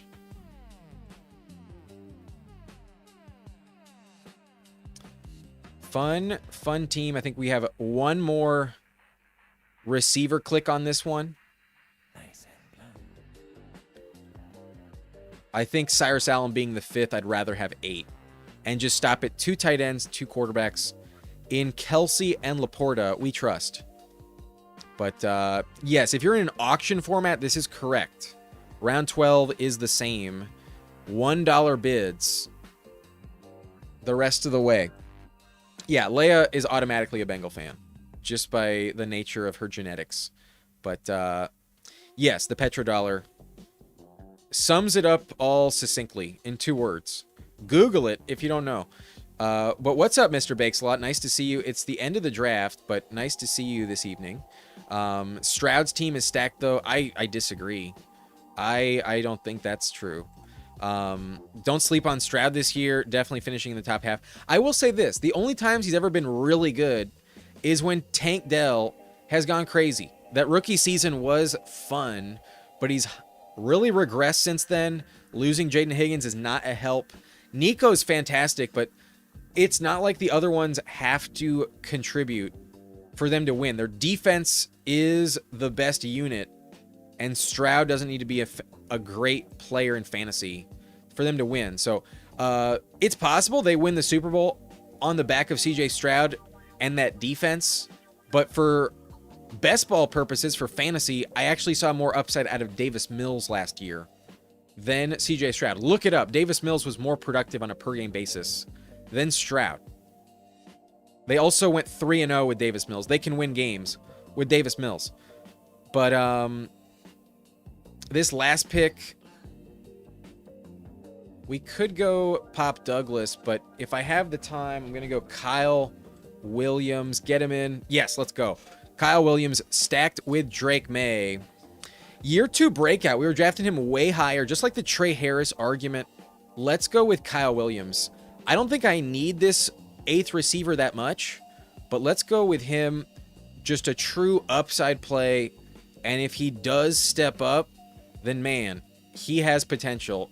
He's like a Brennan Thompson, though. I think that's kind of the same play as Brennan Thompson. But we have Drake May, not Justin Herbert on this one. So I will go Kyle Williams instead. But Drake May, Jared Goff on this team. Quarterback feels fantastic. Running back with Derrick Henry, Breece Hall, Rico Dowdle. I like that a lot given the Breece Hall selection. I got Rashad White at a big discount. And then we have the handcuff elite ceiling plays with Bigsby and an affordable Ray Davis at 198. Let's go. Running back feels strong. That discount on Breece is going to be pretty clutch. But with the week 13 bye, I like that I have these handcuffs. Like if Bigsby hits, it's probably after their bye in week 10. You know, like Saquon probably stays healthy those first 9 weeks. After the bye is probably where Saquon could get hurt if it were to happen. Probably not going to happen in September. You never know. It could happen with anyone. But same thing with Ray Davis. It's probably towards the end of the season where they contribute, if they contribute at all. So with a double week 13 bye, they might be perfect options late in the season. I think they will help me a lot. But wide receiver, we have Amon-Ra St. Brown, Zay Flowers, Devontae Adams, Romeo Doubs, Cyrus Allen, Devon Vele, Ted Hurst, and Kyle Williams. I like that I have 8 of them, but the top 3 feel really strong, and then the depth has a lot of touchdown production. If things break right, Romeo Doubs might be the stack I need in week 17. Cyrus Allen could be the next Puka Nacua. Devon Vele going to get a lot of work with no Tyson or Kamara early in the season. And then maybe later on, Ted Hurst or Kyle Williams have a breakout. We got 2 rookies, a year 2 option, and then some reliable players. The veterans at the top, I think, make the team very competitive. And then the double Detroit stack with Laporta, not just Amon-Ra, and then Kelsey at a very minor discount, but I already think he's a value at 123. I think of all the names that could be drafted a full round higher at tight end, I don't understand why Kelsey goes after Fannin. I really don't. I know that Fannin had some amazing games last season, but it's just a different story. There's more target competition, and I think Kelsey will outscore Fannin on the year. That is my honest take. I would rather have Kelsey than Harold Fannin. Once Kincaid is off the board, I think Kelsey is the best tight end. I have Kincaid ranked above him, but I do have Kelsey 1 spot above Goddard. That is my honest ranking at tight end. Okay, we had several members in this draft, so I'm going to try to catch up with the chat real quick, and then we'll do some team reviews, but that is the last draft of the evening. So if you guys want to chill, want to get my player takes on other teams, I talked a lot about my picks, but the end of the draft I think is a great opportunity to talk about all the players that go on the board. So we touch on a lot. Stick around for the team reviews. And if you're interested, you can become a member down below. Join the Blunt Rotation, and anytime you're in the lobby with me, you lock in a team review. Game Tight says, can you envision JJ and Kyler being a huge smash, like 15 touchdowns, 1,500 yards? I can envision Kyler being a big smash. I cannot with McCarthy. But hit that like button as well. It's we've been live for 2.5 hours. Smash that like button if you can. Mr. Bakeslot says Ted Hurst will have more receptions, targets, and touchdowns than Cyrus Allen. At least I have both of them on the same team. But Anthony says, I chuckled at Leia says meow for Burrow. She's definitely a Bengal fan. No question. She's a Bengal fan. But I'm reasonably high. I wouldn't say like crazy. I would say reasonably high. GoPre says Stroud literally the reason they didn't advance to the Super Bowl last season. Poor decision making. That game against the Patriots was awful. He was terrible. But I do better on a small sample than CJ last year. Stroud was pretty worthless. Stroud had like one 24-point game, one 21-pointer, and then the rest were bad. If all I'm getting is one 24-pointer, Stroud is not a good pick. Losing Higgins is not good. That's because it feels like he's inevitably going to lose Tank Dell also. How excited are we really on Tank Dell? They traded for Booty after all. Who knows? But Mixter Bakes a Lot says, who is Stroud throwing to that's not Nico? Xavier Hutchinson, Kayshawn Booty, and the corpse of Dalton Schultz. Schultz is good. Schultz is not a corpse. Don't undersell Schultz. But yeah, the depth chart's not amazing. Jalen Knoll needs to break out. That is, I think, the only opportunity for like someone really stepping up. But if Xavier Hutchinson is their number 2 receiver, it's a dog shit year from CJ Stroud. Dobbs definitely going to be more dope now that Booty's gone. I'm glad I have a lot of Romeo Dobbs, and I'm glad I reached on him on this one. But Stroud needs Marvin Harrison Jr. to reignite his career. That's a bold take. That's an interesting stance. Having Monty and a healthy Marks will open up the passing game. Possibly. I think they just lean on the run a lot more. But this isn't the craziest take, Mr. Bakes a Lot. I could see a world where Stroud doesn't sign a second contract with the Texans and the Cardinals end up picking him up because they don't have as good of a draft pick as they expected entering next year. They might actually compete and maybe they pick up Stroud after he's cut. That could happen. But where do I rank Kittle? I have him after Dallas Goedert. I have him one spot after Goddard. It's the injury risk for me. I don't feel that confident expecting Kittle to play all 17 games. The Niners feel snake bitten. But Mr. Bakeslot says the Houston Texans offensive line is ranked 30th in the league through expert consensus. That is dog shit.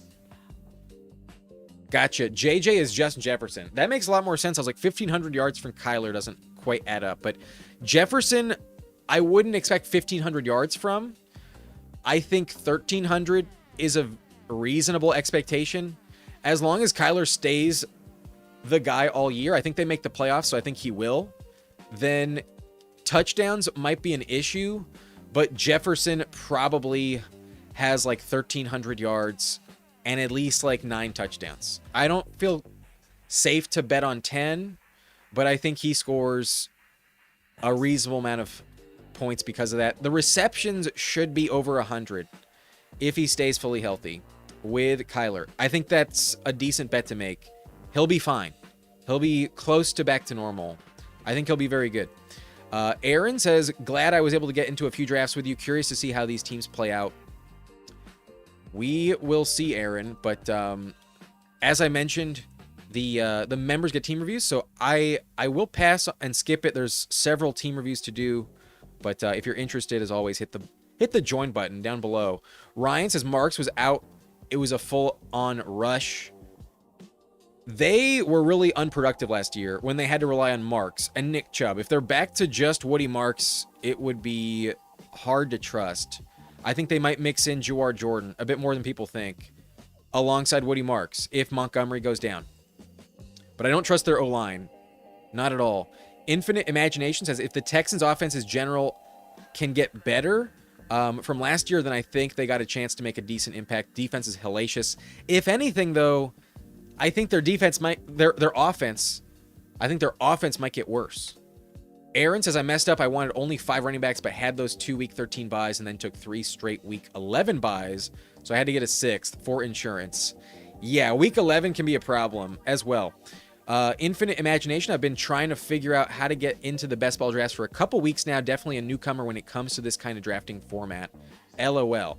Well, now is a good time to practice. If you want sharp drafters for your mock drafts, this puppy tournament is a fun way to do it. I would say if you're new, you're going to make a lot more money if you enter the 12-person drafts, not the tournaments. And if you want, I can get you $50 in bonus entries by using promo code BLUNT. On sign up, the link is in the description. Code BLUNT gets you $50 in bonus entries. So I would say this time of year, the perfect way to practice is in the $3, $5, 12-person drafts. It's not the tournament. You got to scroll down on the website. You will find them, and they are absolutely worth your time. If you're trying to make just your money back, those are so much better than the tournaments, honestly. The tournaments are where you go when you feel like you know your shit and you are shooting for the moon because you think you have an advantage.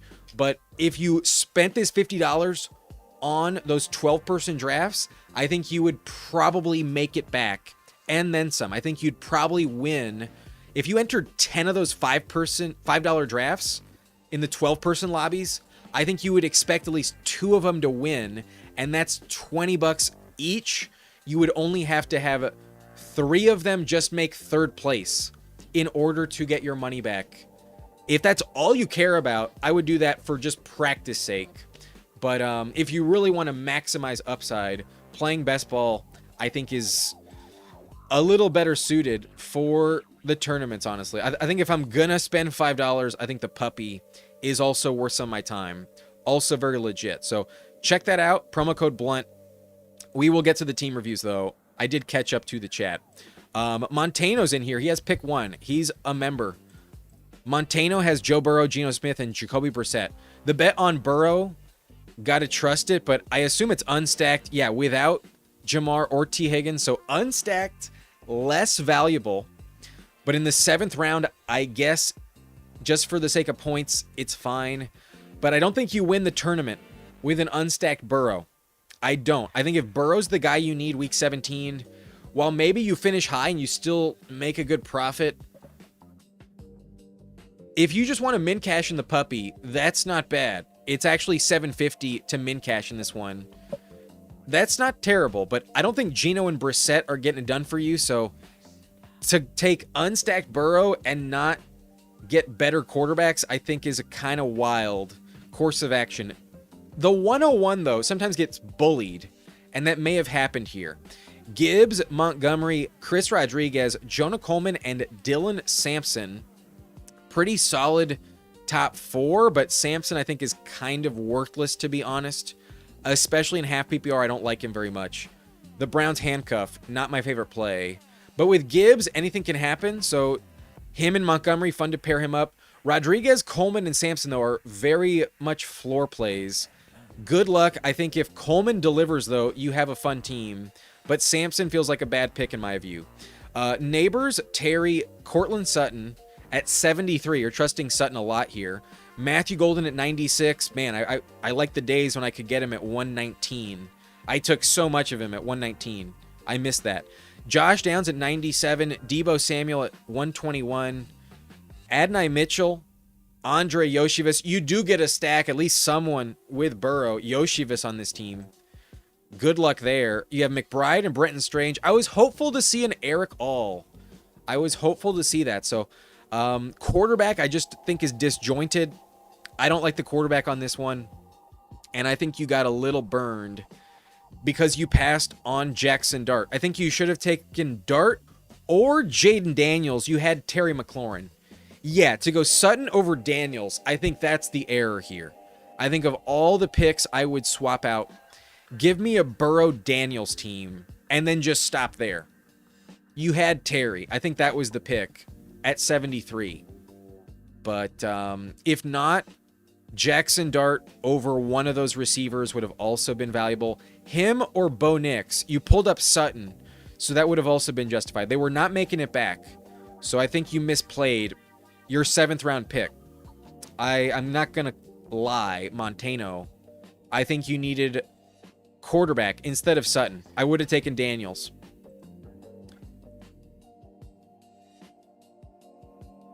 But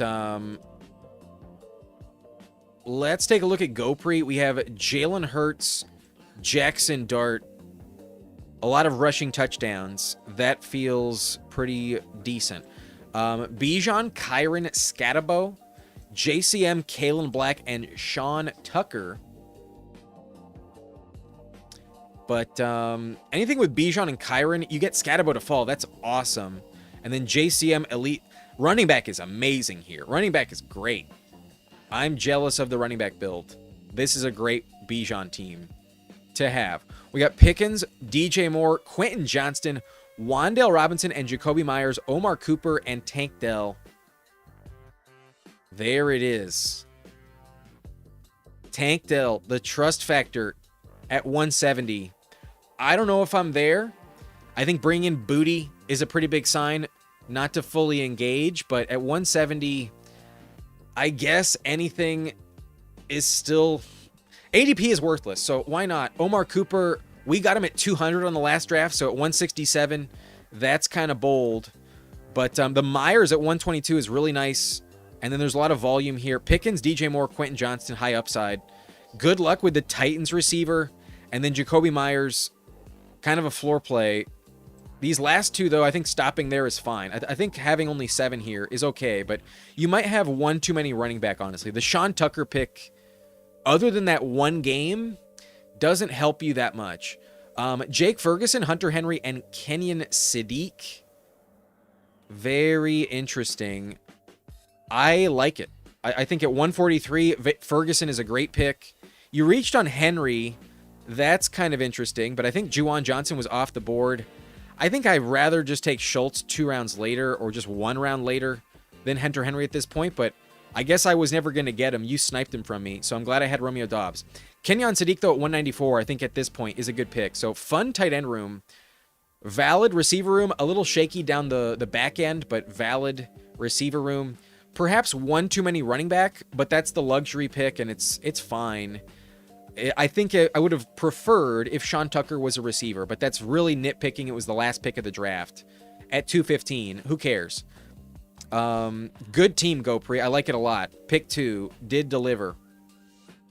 But Matt Beer, I apologize if I'm forgetful on this, but can you confirm if you're a member or not? I cannot say for certain if you are a member. You mentioned you were in this one, but I have to scroll way up to see you in the chat. Just say anything, and I'll see if you're a member or not. I'm going to pass for now, but I'm happily going to recircle Matt Beer's team if you are indeed still watching and a member. But John Tara is a member. We'll take a look at this team from the 108. Nice. Montano says, I'm rusty, been doing redraft. That's fair. Pick 1 can be tough sometimes. If you miss out on quarterback, you can get burned. But John Tara says Herbert and Brock Purdy is good enough, not afraid of the Niners quarterback situation. They may get hurt, but Infinite Imagination is not a member. Thank you for confirming. I appreciate that. Either way, thanks for letting me know. CMC Hampton, that's elite. Let's hope that McCaffrey stays healthy. With Purdy, that's a good bet. Ramondre, excellent floor play. Kenny Gainwell, a very strong receiver. Emmett Johnson, an elite handcuff. Love the running back room. Running back room is amazing. Love it. Devontae Smith, T. Higgins, that's a good combination. JMO at 56, that's a good pick. Chris Godwin at 89. Rashid Shaheed at 128. Trey Harris at 152. Malachi Fields and Rashad Bateman. Very legit team. I like the top 4, and then the depth is pretty strong. Fields and Bateman, why not? They're not that needed on this team, but if they do hit, it's the cherry on top. But I think the top 6 are really good, so I like the receiver build. With 8 of them, a lot of volume, should work out. But Dallas Goedert, Dalton Schultz, and David Njoku, love the tight end room. That's a great tight end room there. Goddard, Schultz, really affordable and really valuable. And then Njoku with Herbert, it's possibly a stack that other people don't have, and you are definitely committed to the Chargers. So, yeah, mix it in. I do. I like that a lot at pick 200. Good team from John Tara, drafting right next to me. But Ryan says it's gambling, man. Technically, it's not. Technically, it's just best ball. Josh Allen, CJ Stroud.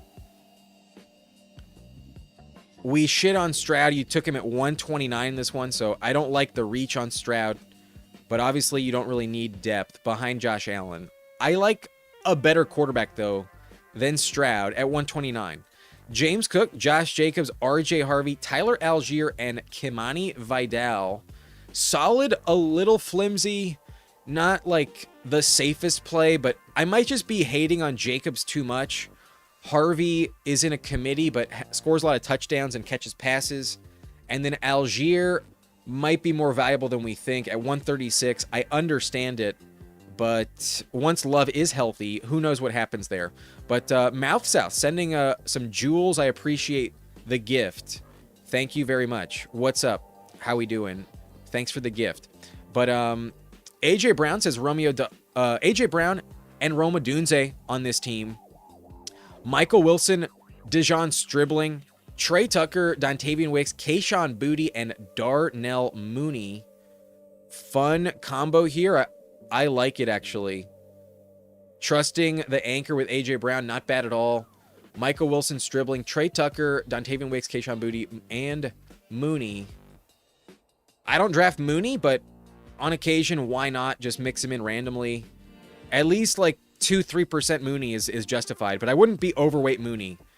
That's my stance on it. Tucker Kraft, Dalton Kincaid, and AJ Barner, a very strong tight end room. Very good at tight end. So you will get some flex points.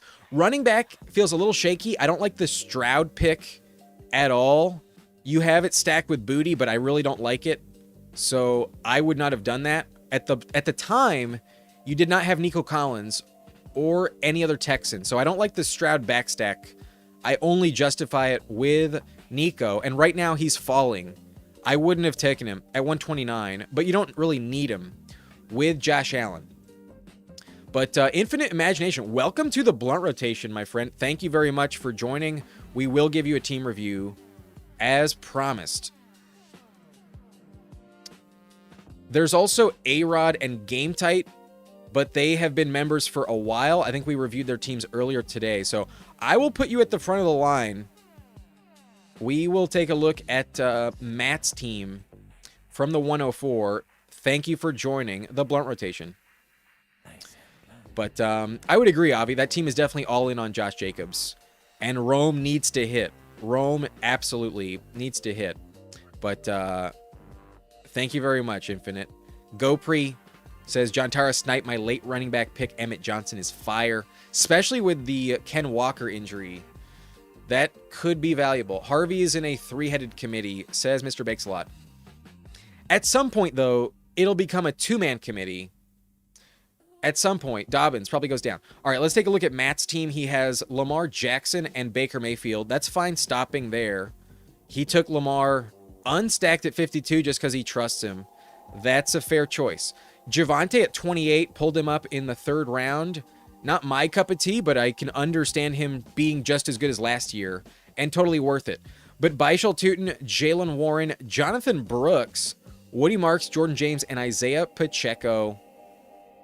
A lot of running backs here, and the volume is never a bad choice. So good team there. Fun running back depth, but no true elite guy. That, I think, is the problem. There's no one that's truly elite unless you just luck out on Jordan James. But maybe Brooks just shocks everyone and he just is that good. But I think Javonte and Baishal Tootin are like clear RB2s in my opinion.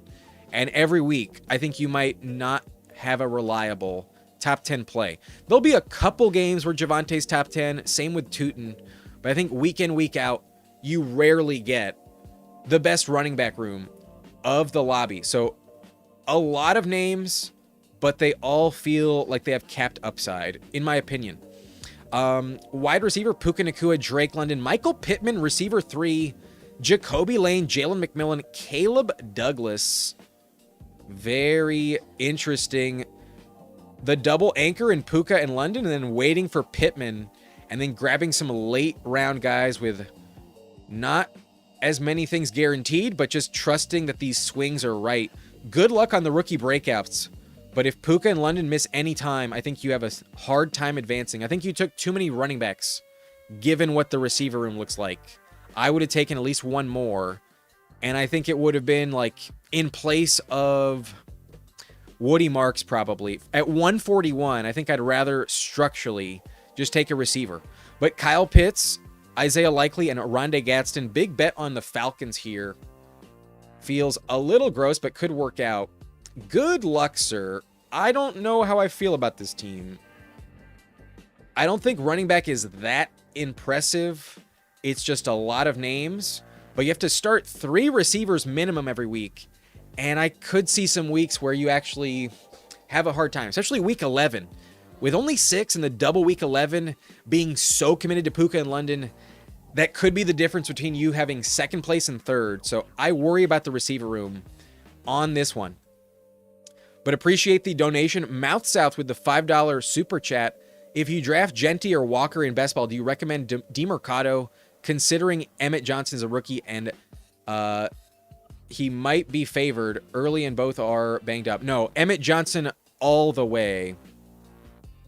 Emmett Johnson is absolutely the more valuable play than DeMercado. I am never taking DeMercado. Emmett has always been the more talented backup. No question. I am not considering DeMercado. Good luck if you take him, but Emmett is so much more productive, so much more valuable. Here, we can move on, though, to A-Rod's team. He has Dak Prescott, Malik Willis, and Aaron Rodgers. That's fine as long as Prescott stays healthy. Should be fine with that, but might not get that much from the backups. There is a chance they don't hit 20 points that often, but Chase Brown, Swift, Travion Pollard, and Charbonnet, not bad. The Travion Pollard pick, those two feel very risky right now. There's a lot of shit up in the air, but both of them at a discount, I guess. But Charbonnet, I think, is more important to this team than you might expect. But I like it. I think overall, I trust Brown and Swift. And then a lot of upside, some floor with Pollard. He might be less valuable than we think, though. And then Charbonnet is a good late season play. So it's fine, but a little risky.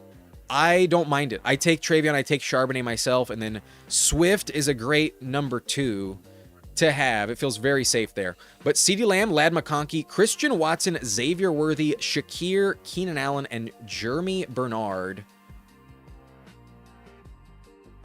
Also a little risky, but that Lamb, Lad, anchor is elite. Watson's really good third. I don't trust Worthy at all. Shakir is just a floor play. So is Keenan, in my opinion. And then Jeremy might not actually be the number 3 wideout, but he's probably the most talented guy that they have there. So if DK Metcalf were to go down, Bernard would be very productive.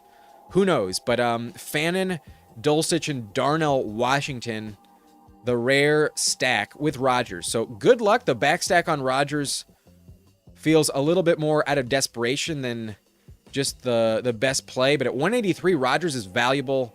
Definitely a good pick at that price. Why not get him stacked up? So a solid team. Dulcich is stacked. Receiver is top heavy, but could be okay. And then running back a little risky, but fine. I don't think this is my favorite team so far in the lobby, but I understand the path. And it's mostly just like my lack of confidence in Fannin, Dulcich, and Darnell. I think you need Fannin to crush. And then flex is not going to be hit by receiver too often, in my opinion. So running back, you better have the right guys. But if you do, then the team is viable. Good luck with running backs. You may have missed out on a good RB3 that really would have helped. Like maybe an earlier RB3 might have made this team look a little bit better. But I don't think it's bad. I really don't. I don't want to shit on it because I can fully see the vision as well. And I like Sharps. And I think I take Henderson too much to pretend like it's a bad pick. But the Pollard pick right now feels very much up in the air. Pollard I used to trust. Right now I'm not quite sure how I feel about that. Good luck. Game tight, though, our last team review that I'm signing off, he has T-Law, Kyler Murray. I think that's fine. I'm high on both of them, so I think that's fine. Achane and Jeremiah Love at 35, I will take that as well. Travis in the 4th, very nice to have as the 3rd. Feels very clutch on an Achane Jeremiah team. And then Chuba Hubbard at 110. I think at that point, it's fine to mix in, but he might be worthless. Same with Aaron Jones. Might have like 1 touchdown, then by week 3 is just out. But Chuba might more so be worth like pick 140, not 110. Braylon Allen at 182. I don't think it really matters here. I think stopping at 5 would have been fine. But if you just want another handcuff, why not? You only have 2 quarterbacks. So that's probably a good play. Jefferson and Parker Washington, Brian Thomas, Jordan Addison. Pretty good receiver room. The double stack in Minnesota and Jacksonville is kind of a hedge, though, kind of a cap ceiling. And then you triple committed. You took Travis Hunter and Jawan Jennings. So every week you have one of the better starters. But it's possible that receiver 3 is really tough to fill in because the other guys might just suck. And then Tyson misses a lot of time. Tesla is extremely touchdown dependent. And even at 206, might not be a good pick. T. Ferg and Gunnar Helm is not safe. So the depth is tricky at pass catcher.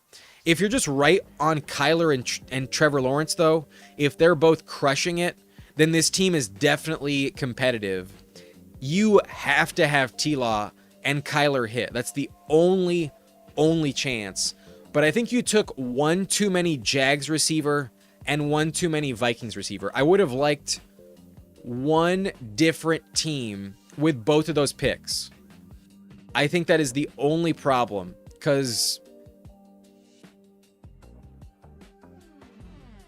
where's the third guy? Like, you need one of these teams to have two crush, and Hunter and Juwan Jennings just aren't safe. So I don't like this receiver room. I think it's a little too cute. I think you started off great with Achane, Love, Travis, and Justin Jefferson. Taking P. Wash and BTJ is totally fine. The Addison pick is all right, but I think landing the play in the second half, I don't like. You also took Jones, another Viking. Chuba, like I said, might just be a really bad pick. So at the expense of tight end and just variety at receiver, I think you overcommit possibly to the Vikings and Jags. Maybe one of them overcommit, but I think having both is a little too risky for my liking. So I would not say this is my favorite team. But if you're right on T-Law and Kyler, you might just be laughing to the bank. Infinite Imagination says, yeah, I was having a hard time not taking some of those running backs. Like I said, still getting used to this drafting format. Very fair, very appropriate. I have a lot of experience, so the red badge isn't the highest, but at least this year we have over 600 drafts under our belt. That's definitely the most I've ever done in one off season. In that regard, I might have more experience. Only Game Tight had a tougher badge than mine. Game Tight, yours truly, and then Blue for Life were the only three with a non-black badge. There were a lot of badgeless actually in this lobby. Now that I think about it, there's a lot of badgeless in here. I didn't notice that earlier, and that's kind of interesting. But I don't always believe that the badgeless are terrible. It's not always indicative that they don't know what they're doing. Sometimes it is, but sometimes a badge drafts a really bad team as well. Look at my team last night when I took Bowers, Tyler Warren, and Sam Laporta. I did do that on a different team. Okay, that's going to be it for me. I'm going to take one last rip from the pipe, though.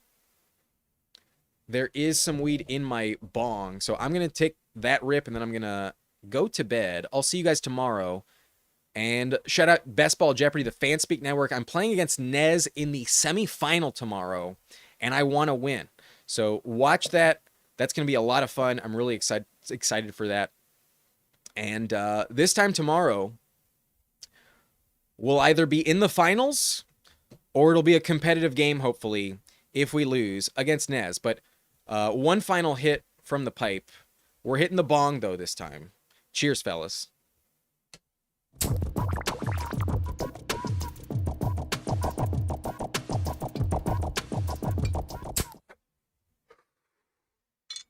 If there's any ladies in here, good night to y'all as well. Ladies and gentlemen, thank you for joining me. I had a blast this evening, and wish me luck in Best Ball Jeopardy tomorrow. I'm going to bring the heat. We go for it in the semifinals. Cheers, everyone. Good night.